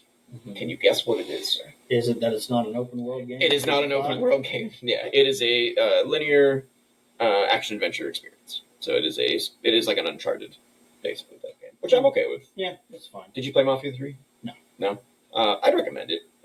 Once they patched it, it got better. That is funny. We talk about games with like amazing prologues and amazing openings. Mafia 3, amazing. I'll have to check that out then. The rest of the game eventually gets repetitious, but that prologue, that opening, man, so good. I never played Mafia 1 and 2. I tried playing like the remakes. Yeah, I heard the remake was rough. Oh, I thought I was told the remake of 2 was really good and the 1 was really bad. Yeah, that's what I'm referring to. But I think 2 is the more loved game, anyways. So. Yeah. But yeah, no, I've never really played the series except for 3. Same with The Witcher. Yeah, which I think is probably probably correct for a lot of people. Yeah, I think a lot of people jumped on the Witcher train on the 3rd game. Yeah, because it was the best game in the series. Yeah. So yeah, we'll see how Mafia does when it releases August 8th. Kind of an odd release date. We just talked about how we don't typically see big games, in July and August, but there we go, an early August game, pretty rare. All right, moving forward. So I don't know if I want to go too much into this one. How you feeling about this interview? Have you read this interview? No, I haven't. I'm just gonna play the game at some point. Okay, so should we skip this? He goes into some. I haven't read it, but he does go into some details gameplay wise. Let's skip it. Let's skip it. Okay. Let's skip it. I'm just at a point where I'll just play it. Yeah, I mean, I'm just going to play it anyway as well. Yeah. He did. There is one thing I do want to bring up that he brought up, which is not spoilery. Okay. Our concerns that it might end up being more of an action game. He put to rest. He says, yes, there is more action. Okay. But at its heart, it is definitely still a cargo delivery. Simulator. Okay. Because that is about the one thing that I was thinking about. Like, is this am I just going to be shooting guys a whole bunch now? Because I can do that in most games. Yeah. Okay. Yeah. So there is going to be more action, but that's basically the only thing I would have wanted to know from this interview. Exactly. So. Yeah. That's why I specifically wanted to say that one. And man, is it not far away or what? We only have a month and a half left. Yeah. June 26th. That game is creeping up. I don't feel like this game has got nearly the press or the hype that the first game did. Well, it's partially because we know what Death Stranding is now. Yeah, it's no longer a mystery. Whereas, like, what kind of game is this? What are we going to be doing in it? Yeah. And then there's also so much stuff coming out. There is. Like Dune comes out soon. Mm-hmm. Getting great reviews. Yeah, like it's just coming out at a really crowded time. Mm-hmm. Yeah. I mean, I'm still going to absolutely play the shit out of this game. Though. Can't wait. We'll find out if we should have connected. Yeah. In June, late June. All right, I thought this one was pretty cool. Elden Ring is getting 2 new classes with the Tarnished edition of Switch 2. They are the Heavy Armored Knight and the Knight of Idis. How do you say that? I think it's just Ides. Ides, the Knight of Ides. No details have been given outside a name and a look. But there's going to be 4 new armors in the Tarnished edition. And 2 of them seem to be attached to this class, which is interesting. And the other just are obtainable in the game somewhere. They've added them. They also claim to have added more weapons and skills into the game. I wonder if there'll be like Zelda-related stuff, like maybe you get a Master Sword or something. Because I mean, Diablo 3 had the Ganon-themed glamour for the armor. Yeah. I don't know. They did say that these updates are coming to the other editions of the game too. Okay. So these are not exclusive, but that doesn't mean that there isn't exclusive stuff in there that they haven't mentioned. Because someone finding the Master Sword in the middle of Elden Ring would be pretty sick. Yeah. Just be like, look what I found! Holy fuck! That would be pretty cool. Or the tunic. Yeah. The green tunic.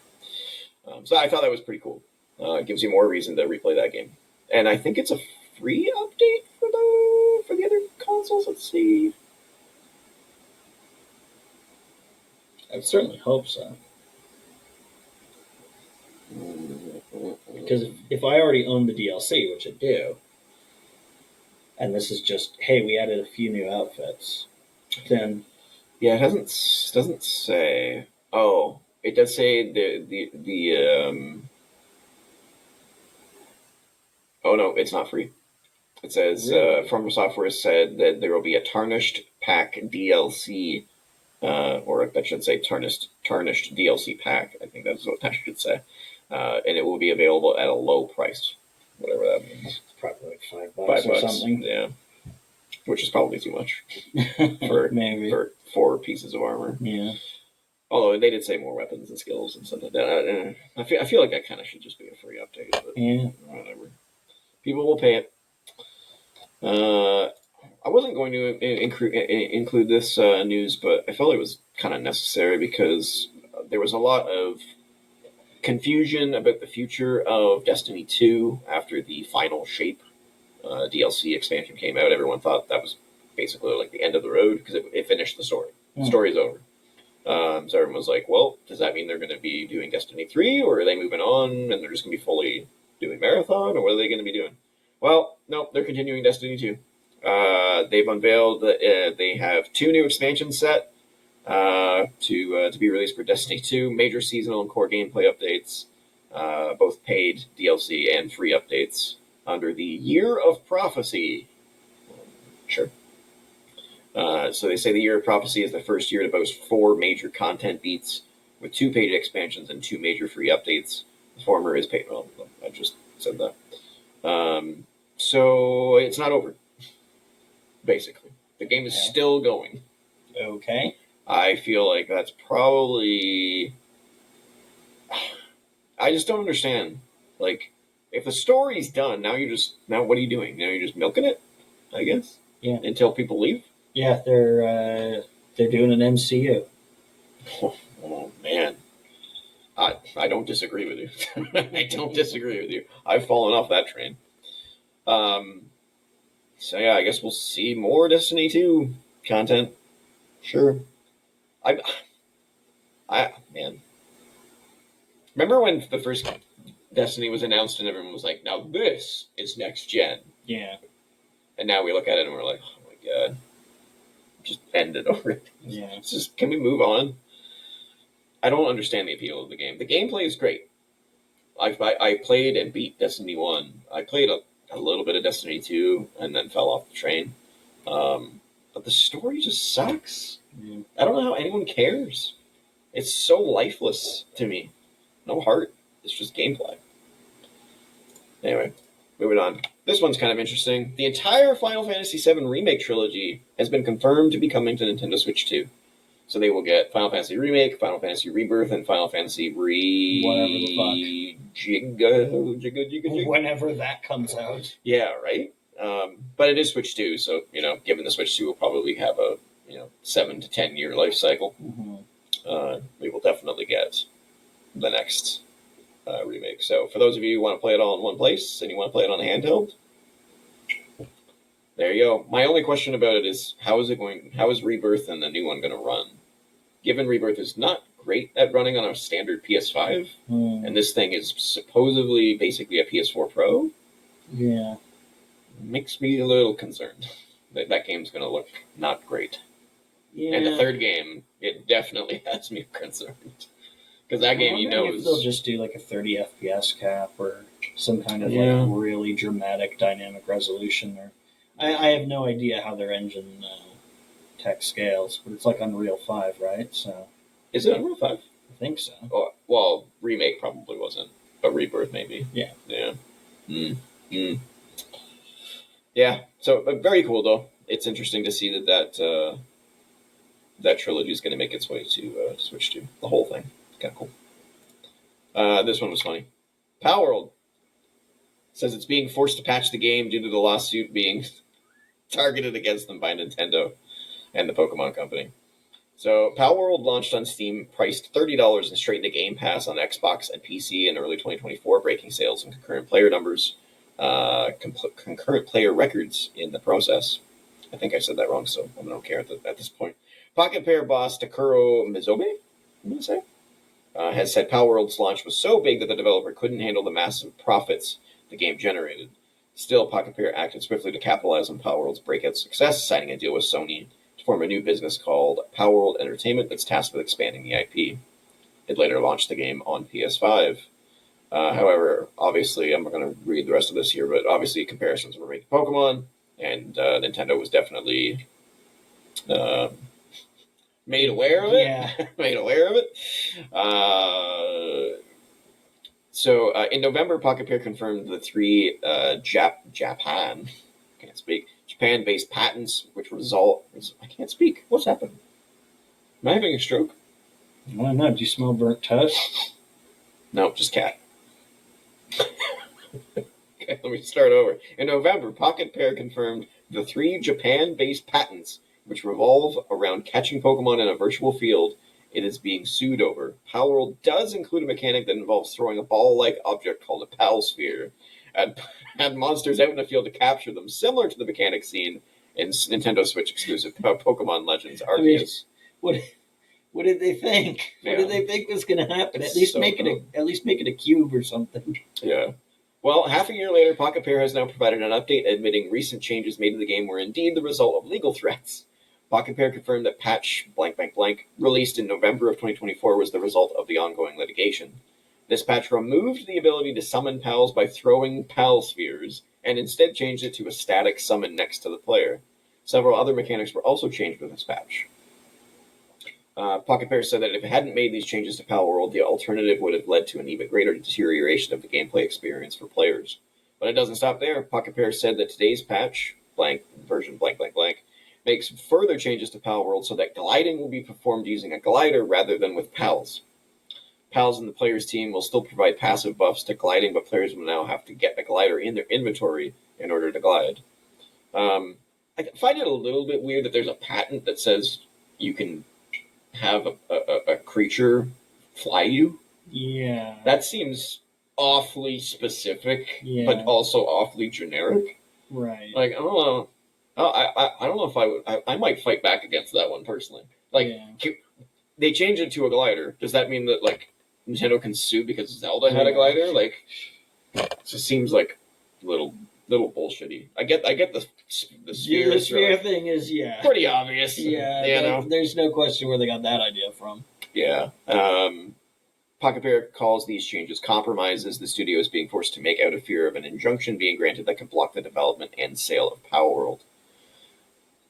Despite these changes, Power World said it will continue to dispute the claims made in the lawsuit, focusing on asserting the invalidity of the patents. We can go on from there, but I think these guys are in trouble. Yeah, well, I mean, on the one hand, it's like you shouldn't be able to own the concept of catching monsters and having them battle for you, especially because Pokemon isn't the first game to have ever done that. But on the other hand, look at these fucking things. Like it's clearly dollar store Pokemon. It's Pokemon with guns. Like what? They're clearly just going in Nintendo's face and going, you can't do anything. And Nintendo's like, are you sure? Yeah. Let's test that out. Let's go to court and find out, bro. Yeah. I have played it. Have you played it? No. It's on Game Pass, so of course I played it. It's Genki, so the yellow thing with the Gatling gun looks like Totoro. Yeah, and this guy, the penguin dude, he looks pretty familiar. Yeah, that just looks like a Pokemon. Yeah, and the thing next to it just looks like Meowth with Jigglypuff's pink or Clefairy's color palette. Right. Yeah. Well, and then this like wolf creature looks like one of the legendary dogs. Yeah. Yeah. Articuno's up here somewhere. There's Moltres. There's Articuno. Yeah. Oh no, there's Articuno right there. There you go. It's yeah. I'm not gonna say it's not a fun game. It does have its merits. I'm just.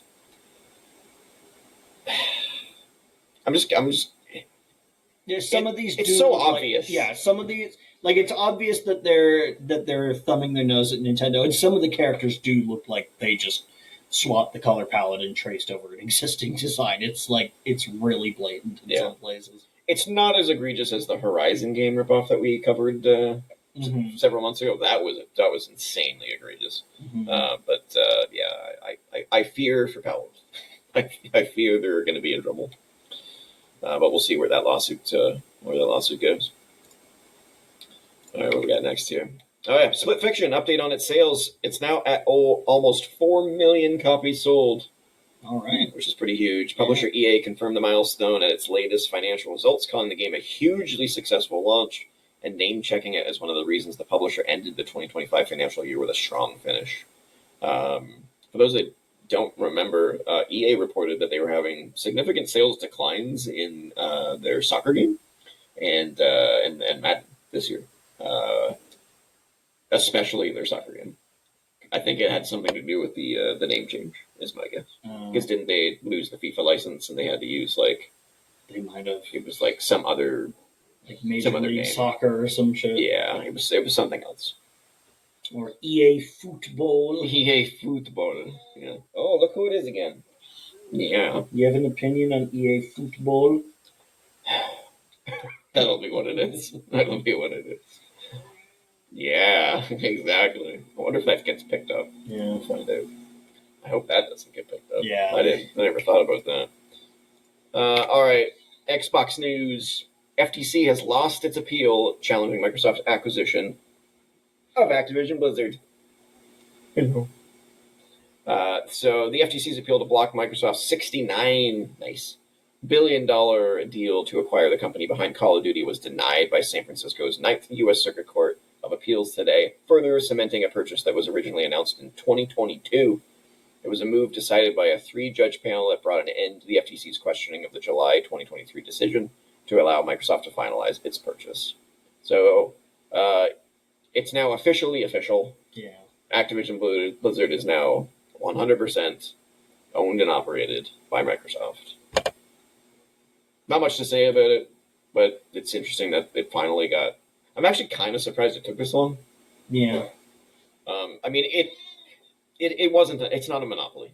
Activision Blizzard is big, but they're not like... They're worth a lot of money, I should say. Yeah, it's not a monopoly, but it definitely... It creates a pretty insurmountable opponent in business of video games. Like, it's certainly not helping Microsoft in their Xbox console, though, that's for sure. Well, yeah, but now they've got all these franchises that they could exercise control over, and it's just like how do you compete with that? You know? We'll find out from Marathon Yeah. and Team LFG's Frogger game. Yeah. That I call me crazy, but I suspect those are just going to further cement the idea that this is an acquisition that should not have been allowed to happen. I agree. I agree. All right, and the final news of the week: Xbox Game Pass May 2025 Wave 1 lineup has been confirmed. We've got Dredge coming May 6th, which is already passed, so Dredge is available. If you haven't played Dredge, you should play it. It is great. Oops. Get that back. Have you played Dredge? No. You should play it. It's great. It's like a Lovecraftian boat adventure trading puzzle. It's a whole lot of little things. It sounds like it's got a lot going on. Yeah, it's a lot. It's a lot. It's very cool though, and I think it added some expansions too. I'm not sure if this comes with the expansions though. I'll have to check. Dragon Ball Xenoverse 2, also out on Game Pass, all versions. Dungeons of Hinterberg has been moved to Game Pass Standard, as has Flintlock: The Siege of Dawn, and that game disappointed the shit out of me. It looked so good, and then I played it, and I'm like, oh. Unfortunate. Yeah, it's just... It has that, I think I talked about it on the show already, but it has that, like, old Unreal Engine feeling, where when your character moves, it feels like they're kind of floaty when they're moving. It just doesn't feel like your character has any weight. Yeah. It just feels like an animation. Yeah. It's like, oh, come on. Metal Slug Tactics has been moved to Game Pass Standard. Revenge of the Savage Planet, as I have mentioned, is now on Game Pass Ultimate and PC Game Pass. Teenage Mutant Ninja Turtles Mutant Unleashed was also out on Game Pass all versions. I did play that. It's not good. This is not Shredder's Revenge. Yeah. Just to be clear, this is the one that's based on the Seth Rogen movie. Okay. That which apparently is very good. I haven't seen it. The game, it's a brawler like Shredder's Revenge, but it's in 3D. Oh, okay. And it has static camera angles. Oh, is it like when they did Turtles in Time reshelled? Yes. Oh god. Not quite that bad. Okay. I will say it's not that bad. That was terrible. Yeah. But let's just suck all the color out of that game. When they announced that game, I was like, oh my god, one of the best brawlers of all time, and they're going to remake it. And then it came out, and I was like, this is nothing like Turtles in Time. Yeah. It's awful. It just looked super bland. It looked bland. It played bland. Oh, it was awful. Garbage. So the rest of these games have not been released on Game Pass as of yet. So we got Warhammer Vermintide 2. What's with all the Warhammer games coming to Game Pass all of a sudden? I haven't played Vermintide. I don't know. Which one is this? I think it's... I haven't played it either, but I think it's kind of like Left 4 Dead, except it's like the rat creatures instead of zombies. Oh, okay. So it's first-person shooter. I think so. Yeah, okay. I downloaded Bolt Gun. Oh, yeah. By the way, I haven't played it yet, though. Well, I'll give impressions on it next week. You'll see what I'm talking about. Yeah, the maze-like quality. I warned you. Okay. Doom: The Dark Ages comes out on the 15th. Obviously, I'll be playing that. Mm-hmm. Kulabra and the Souls of Limbo comes out on the 16th. I'm not sure what that is. I'll check it out. Firefighting Simulator: The Squad, May 20th. And Police Simulator: Patrol Officers, May 20th. I actually think I have that on PlayStation. Both those games I'm pretty sure are from the same. God, those are such generic names. Oh, they're terrible. What happened to names like The Ignition Factor? That's a good game on the Super Nintendo. Singularity. Mm-hmm. That was a good one. But it's not now. It's just Firefighter Simulator. I mean, it's very descriptive. Yeah, it doesn't sound cool. No, it doesn't. It doesn't sound cool at all. And then we went through these games already, but these games are leaving Game Pass on the 15th. Brother: A Tale of Two Sons, Chance of Sennar, Dune: Spice Wars, Hanti, and The Big Con. Play Chance of Sennar. I don't know how many times I got to repeat it, but play Chance of Sennar. No. We'll see how he reacts to being picked up by someone other than me. Now I've got the cat. All right. Oh. see. Well, okay. He doesn't like being picked up on the lap for more than like 10 seconds. But yet, if I sit on my sofa, he'll sit there and nap on my lap. So I don't know what it is about being on a chair, but he doesn't like it. And that is it for the news. And you know what that means. Screenshot scope. It's time for screenshot scope. So let me switch over to screenshot scope, starting with the first game. Well, it's very unique looking. Oh, there's a grid. I think this is Metal Slug Tactics. Maybe. Try it. I'm gonna get one on the first go. Maybe. Nicely done. Boom! I only played that game for like half an hour before I knew it was too hard. Great game, but only if you're a big fan of grid-based tactics like this, because it's very hard. You got it's chess-like. Yeah. You got to be thinking ahead. I'm not good at thinking ahead on those games. We got a dual screen going here. Yeah. All right. So we got next.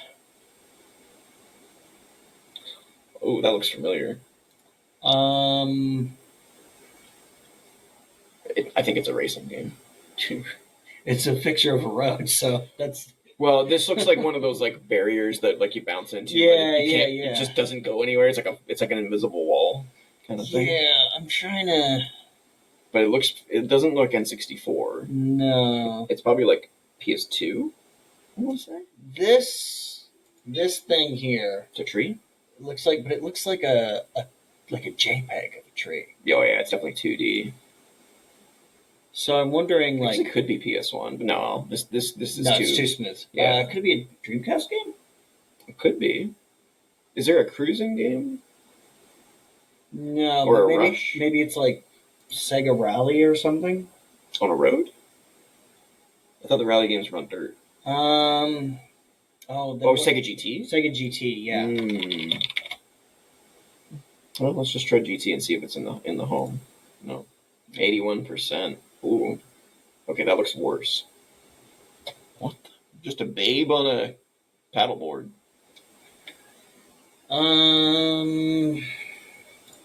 Maybe it's a Ridge Racer game.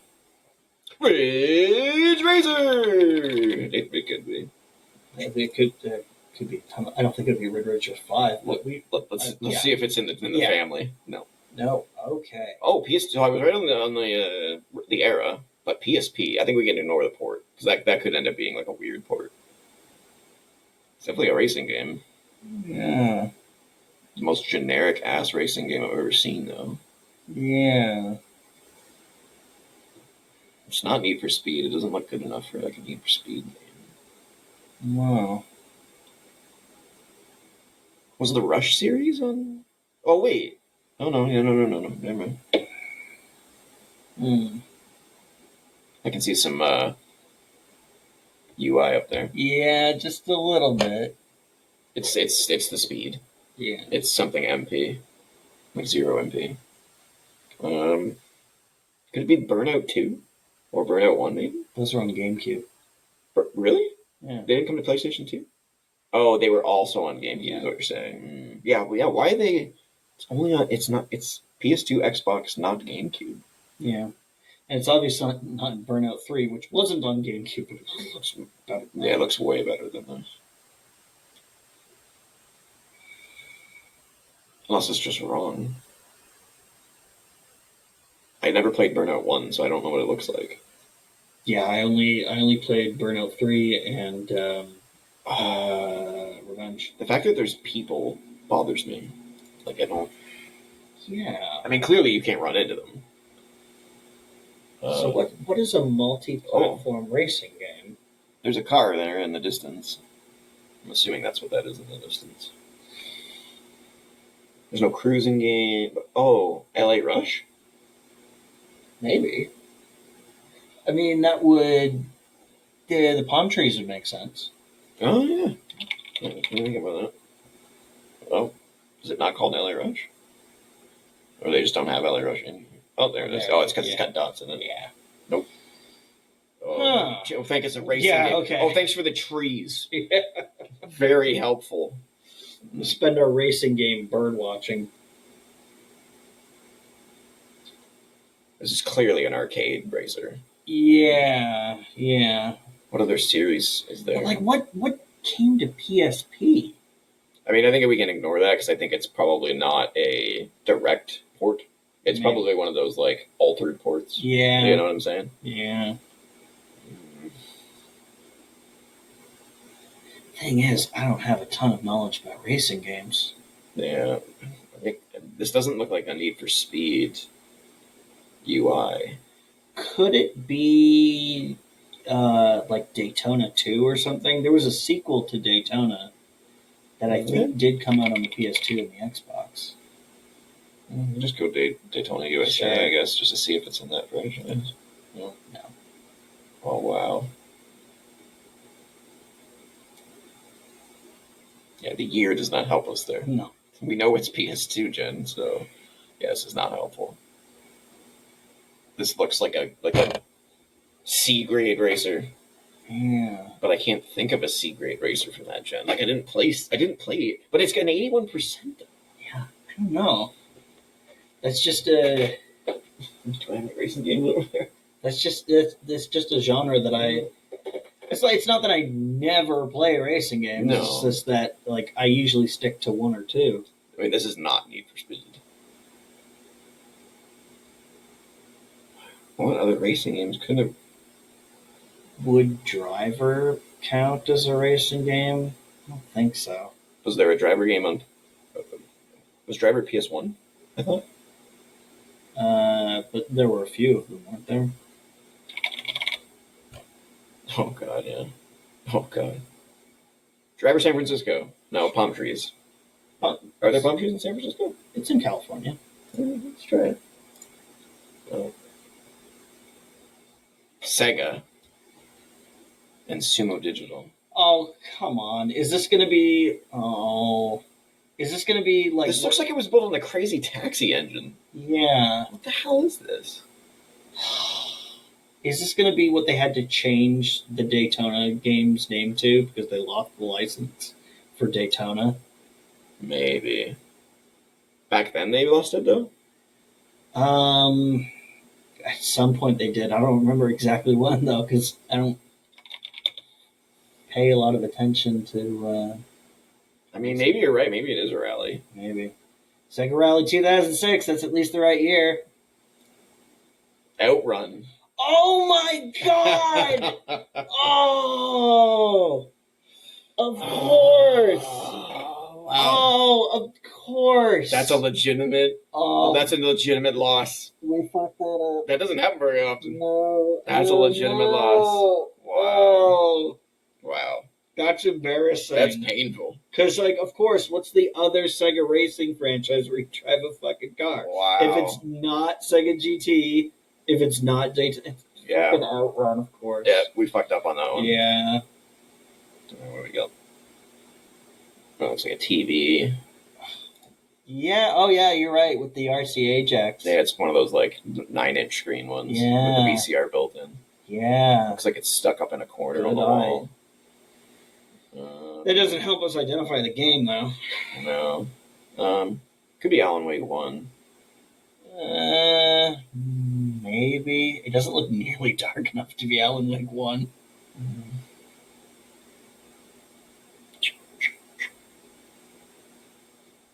The graphics look pretty decent, It though. looks alright, yeah. Could be PS3 gen, is my guess. Yeah. Yeah,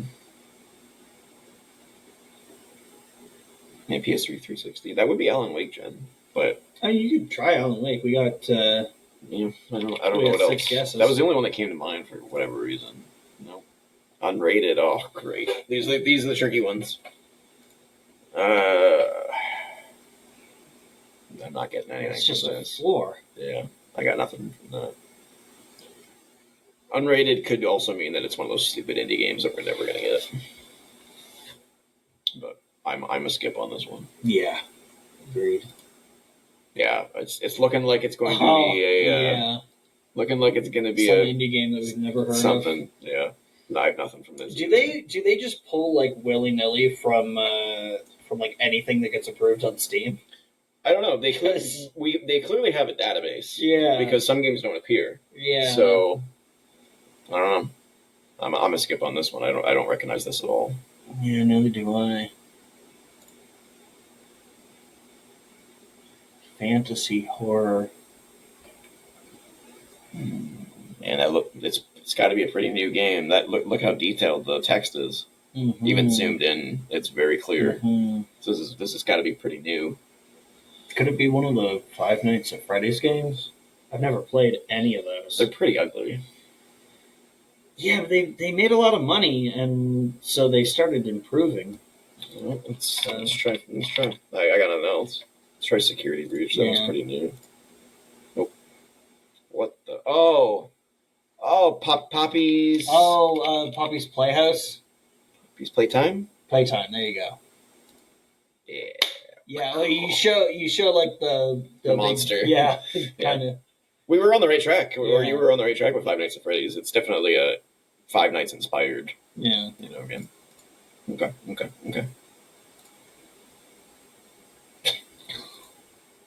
Always with the floors, the walls, or the grass. Skies of Arcadia, maybe. It looks Dreamcasty. Well, maybe it's like the GameCube version. Yeah. I think it's a little clearer than Dreamcast. Yeah. Sure, try it. Skies of Arcadia. Did you know I found out that games were $200 used? I mean, most of these old games. It's great. I know that game. Mm-hmm. Yeah, boy. Guess we'll go with Legends. Nope. 85% though. Oh, that looks so familiar. Oh, this is fuck. Isn't this a Zelda? One of the 2D Zeldas? Link's Awakening or whatever? See the grid? It might be. I'm pretty sure it's a Link, or I don't know if it's Link's Awakening or what's the other one? Oh, Echoes of Wisdom. Oh no, it wouldn't be that one. It wouldn't be that one. 85% though. That seems low for Link's Awakening. What do you think? Oh, we can try. It looks Zelda-y to me. I know I've played this, whatever it is. Okay. Dragon Quest Builders. Oh, okay. Yeah, Dragon Quest Builders. I don't know which one. One or two. Two.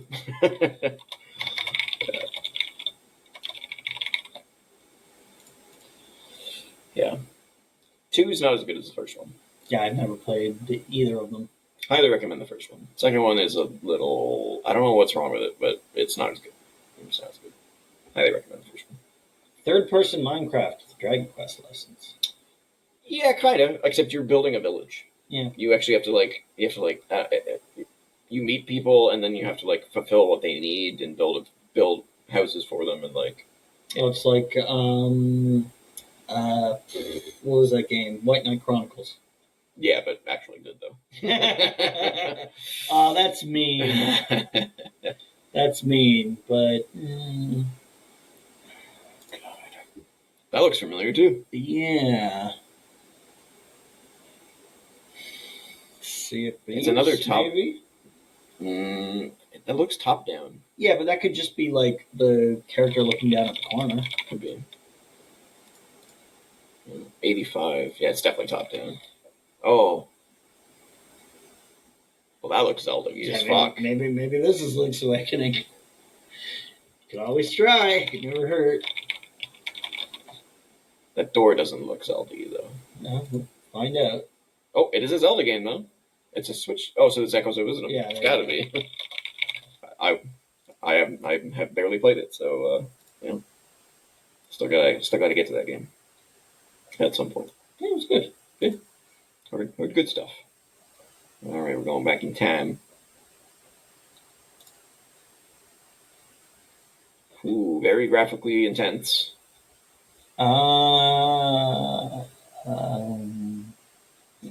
looks familiar. Yeah. Oh, I think it's Deathloop. Try it. I think. Deathloop is gorgeous, and it has this color palette. Nope. Man, if you had gotten it from that. 71%. So okay. It's not a great game. Well, it's a good game. It's okay. It's decent. Now that doesn't look familiar at all to me. Does that truck? How ruined does that truck look to you? It definitely looks abandoned. Yeah, I mean you can see grass growing on the buildings in the background there. Could this be like State of Decay 2 or something? Could be.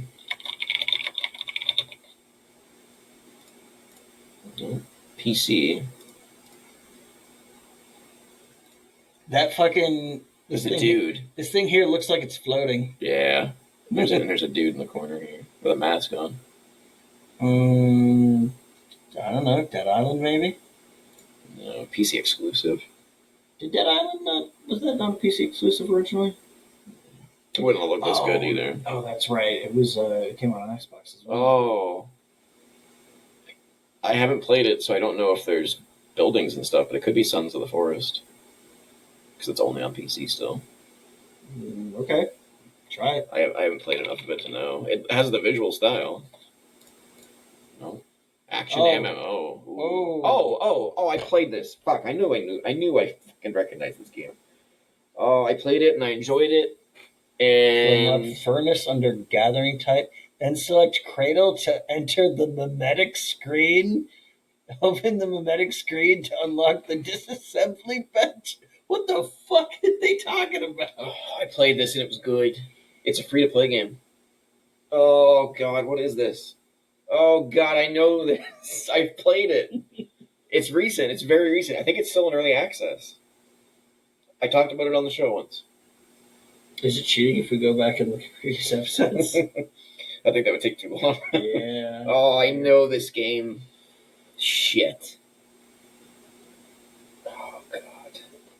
I know what it is. I just can't think of the name. I played it for like an hour, and I was like, this is good. I'm going to wait for it to be done, and then I'm going to play it.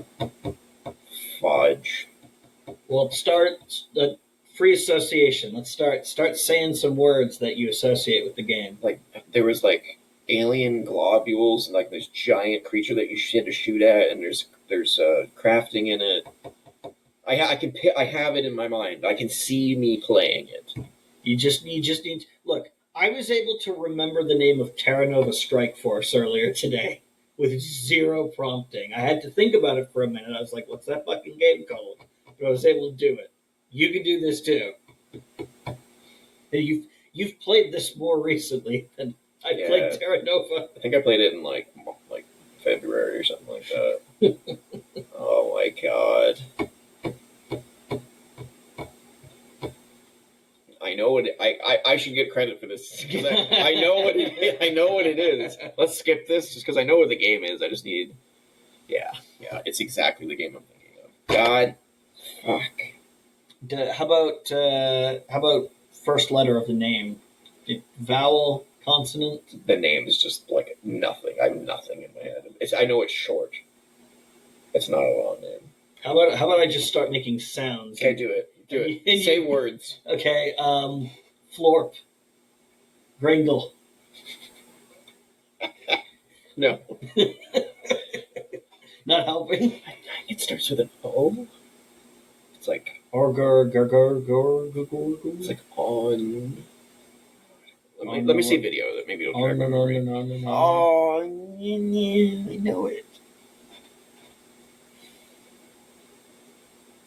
On God, no cap. I don't know. I don't think I'm gonna get it. I know what it is, though. I can tell you without a shadow of a doubt. I know what this game is. About Oh, maybe it is called just Mimetic. Okay, try it. I don't think so, though. I feel like I would remember.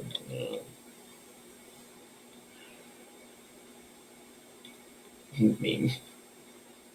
Memory? Oh, memories? Memory. I'm giving us credit for this one because I know it. I just don't know the damn name of the game. No, I'm not going to get it. I don't think. But I'm going to see it and I'm going to go. Yep.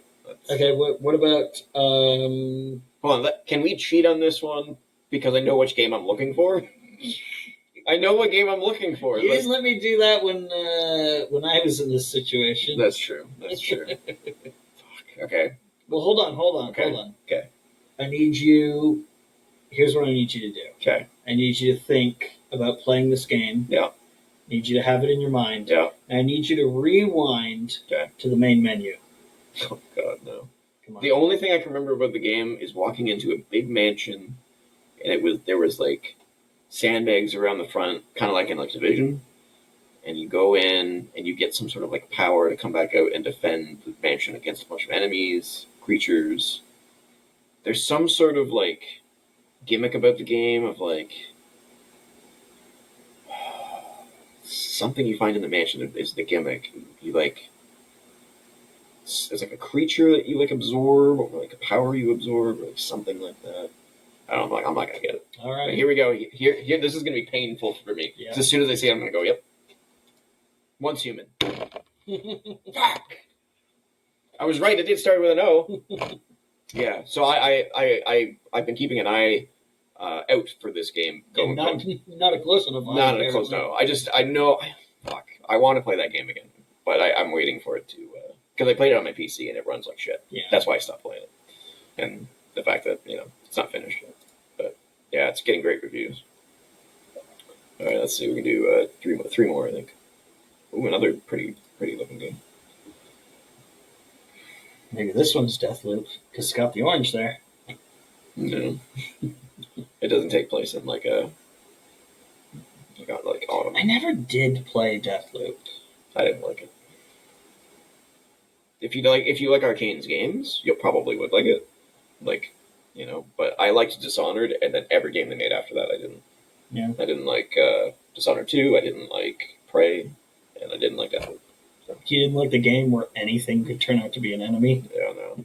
It just didn't. Their games don't feel good to play combat-wise. They just don't feel. I don't know what it is about them. It's weird.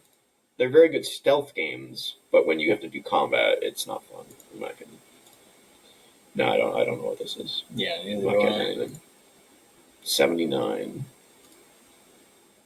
That looks fucking familiar, that UI. Yeah.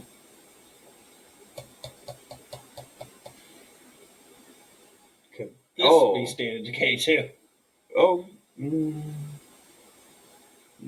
How about State of Decay 3? Did that ever come out? No, it's still in development. No, I don't think this is State of Decay. We can try though. It's not the first one. I would recognize it. Oh, it is. Wow. State of Decay 1. It is State of Decay 1. Wow. That did not. You know what got me? Let me see the screenshot. You know what got me? The fucking font. Yeah. Wow. And the second screenshot doesn't exist. Wow, that game is a lot uglier than I thought it did. Funny, it looks better than I remember it looking. Wow. Yeah, no, State of Decay 2 looks a lot. But maybe, you know what? Maybe these are screenshots from the PC version. Because I played it on the 360. They're like super high res. Yeah. I do not remember it having this level of clarity. No. It's too clear, actually.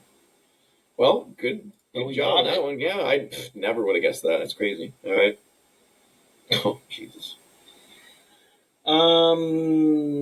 This looks old. Yeah, this is definitely PS1, PS2. Well, I'm thinking I don't think it's Half-Life, but I think it's something around that era. Could be Unreal Tournament? Ooh, it could be Unreal Tournament.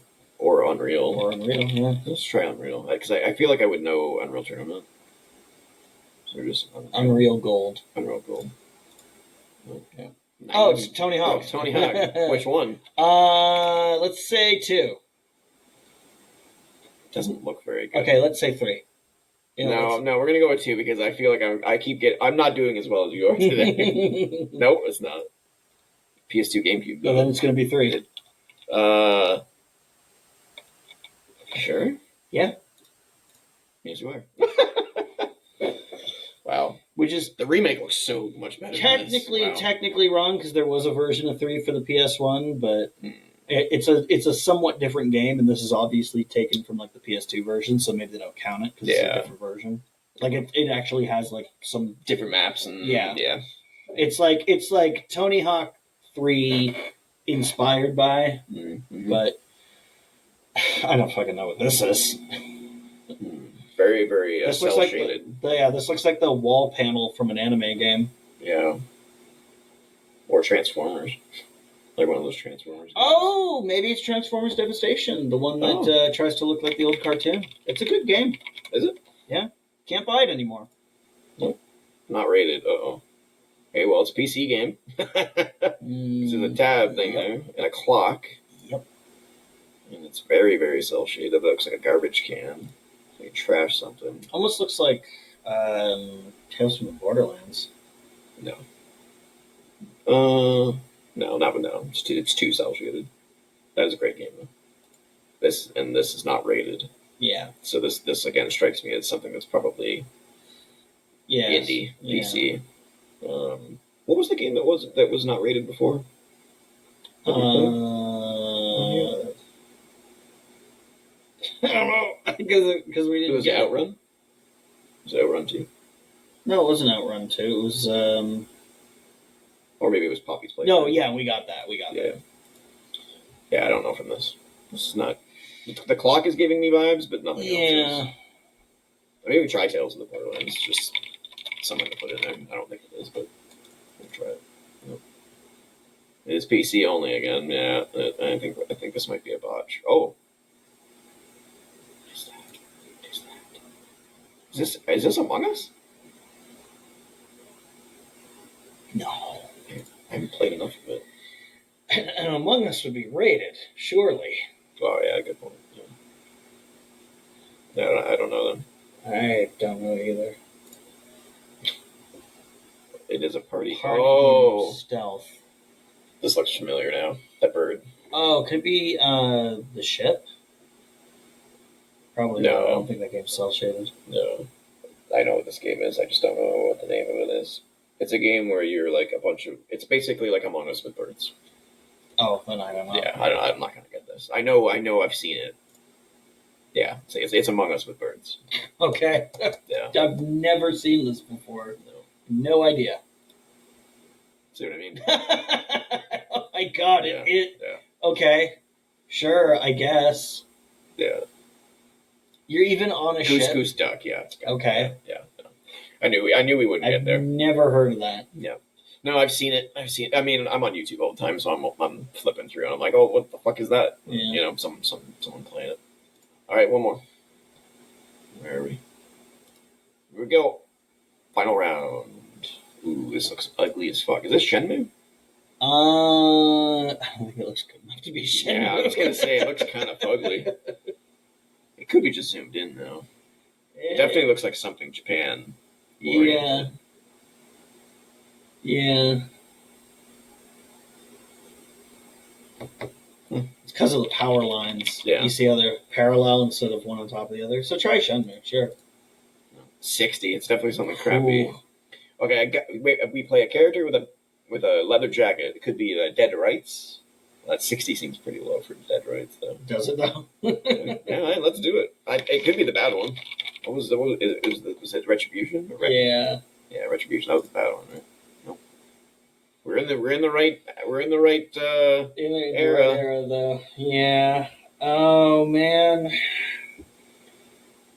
Nice butt. I'm assuming that's a butt. I can't even tell. From the butt. The butt is not giving it away. The second image is probably the most telling to me. Could it be like True Crime Streets of LA? That's the one I was thinking of. I was trying to think of the one with the. Or True Crime New York City. I can't remember which one was the bad one. Well, we'll find out. No. Sports. Oh my god. Well, those are half pipes. A bad one though. That one that's a 60 seems super low. Is this one of the BMX ones? Oh, I don't. Did they make a second Matt Hoffman's Pro BMX? I think they did, but I think it was PS1. Yeah. I mean, you can try it. Yeah. 2002. Whoa. Oh. That's old as fuck. Oh. Isn't that like the first year that those systems came out? No. Like a year in? Could it be Flat Out? Try. It doesn't look as good as Flat Out. No. It's definitely a BMX game. Oh, Yeah, it's just a shitty one. You don't think it could be BMX Triple X? I don't see any titties here, but they might have avoided titties for this. Well, for a 60 though, would it got that high?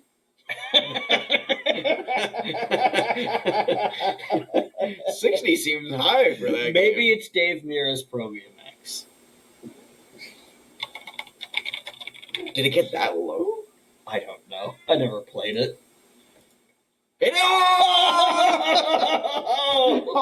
Oh no! Ride a bike around and look at some titties. Okay, yeah. I didn't think it would get as high as a 60. That seems high. Yeah. Wow. Okay, we can't lose on that. We gotta do one more now. I mean, we technically got it. Yeah, we technically got it. I'll fuck off. Another one of this. Should we just skip this one? Yeah. There's nothing to be gained from that. Too old. Too old. Oh, is this Grim Fandango? Maybe. Grim Fandango? No. Whoa. Lego Island? Oh, was that the... Oh, I remember that game. That game was great. Oh! Give me the fist bump on that one. That's sick. I remember that game. That's funny. I never would have pulled that one. That's so funny. Wow. Yeah. That's classic right there. That is so funny. Wow. What a pull. That's a better way to end on than BMX titties. All right. You know what gave it away? It was like, this looks super simple, almost as if everything's made of it's a toy. Absolutely. Cool. All right, ladies and gentlemen, this has been Press Pause, a gaming podcast, episode 44, live and in person. Well, in person at least. Yeah, I guess not live, technically. I'll have to create a custom frame for this one, actually. Yeah. Or I can, you know what? I'll just use the old one, and it'll just go over the Andrew sound only. That's what I'll do. If you want to reach me, I am on BlueSky at TJ-Leo. And I'm... And he's on nothing. He's not on anything. Shh. Hush, cat. Hush. Hush, puppy. Come here. Shh. He runs away. I'm also on BlueSky. Just jeez. Crashed into the desk. If you want to email us, you can do so at co.up.podcasts@gmail.com. Dante will read all of your emails. Yes, he will. Don't forget to join us on the Co-op Club Discord community server. Link is in the description.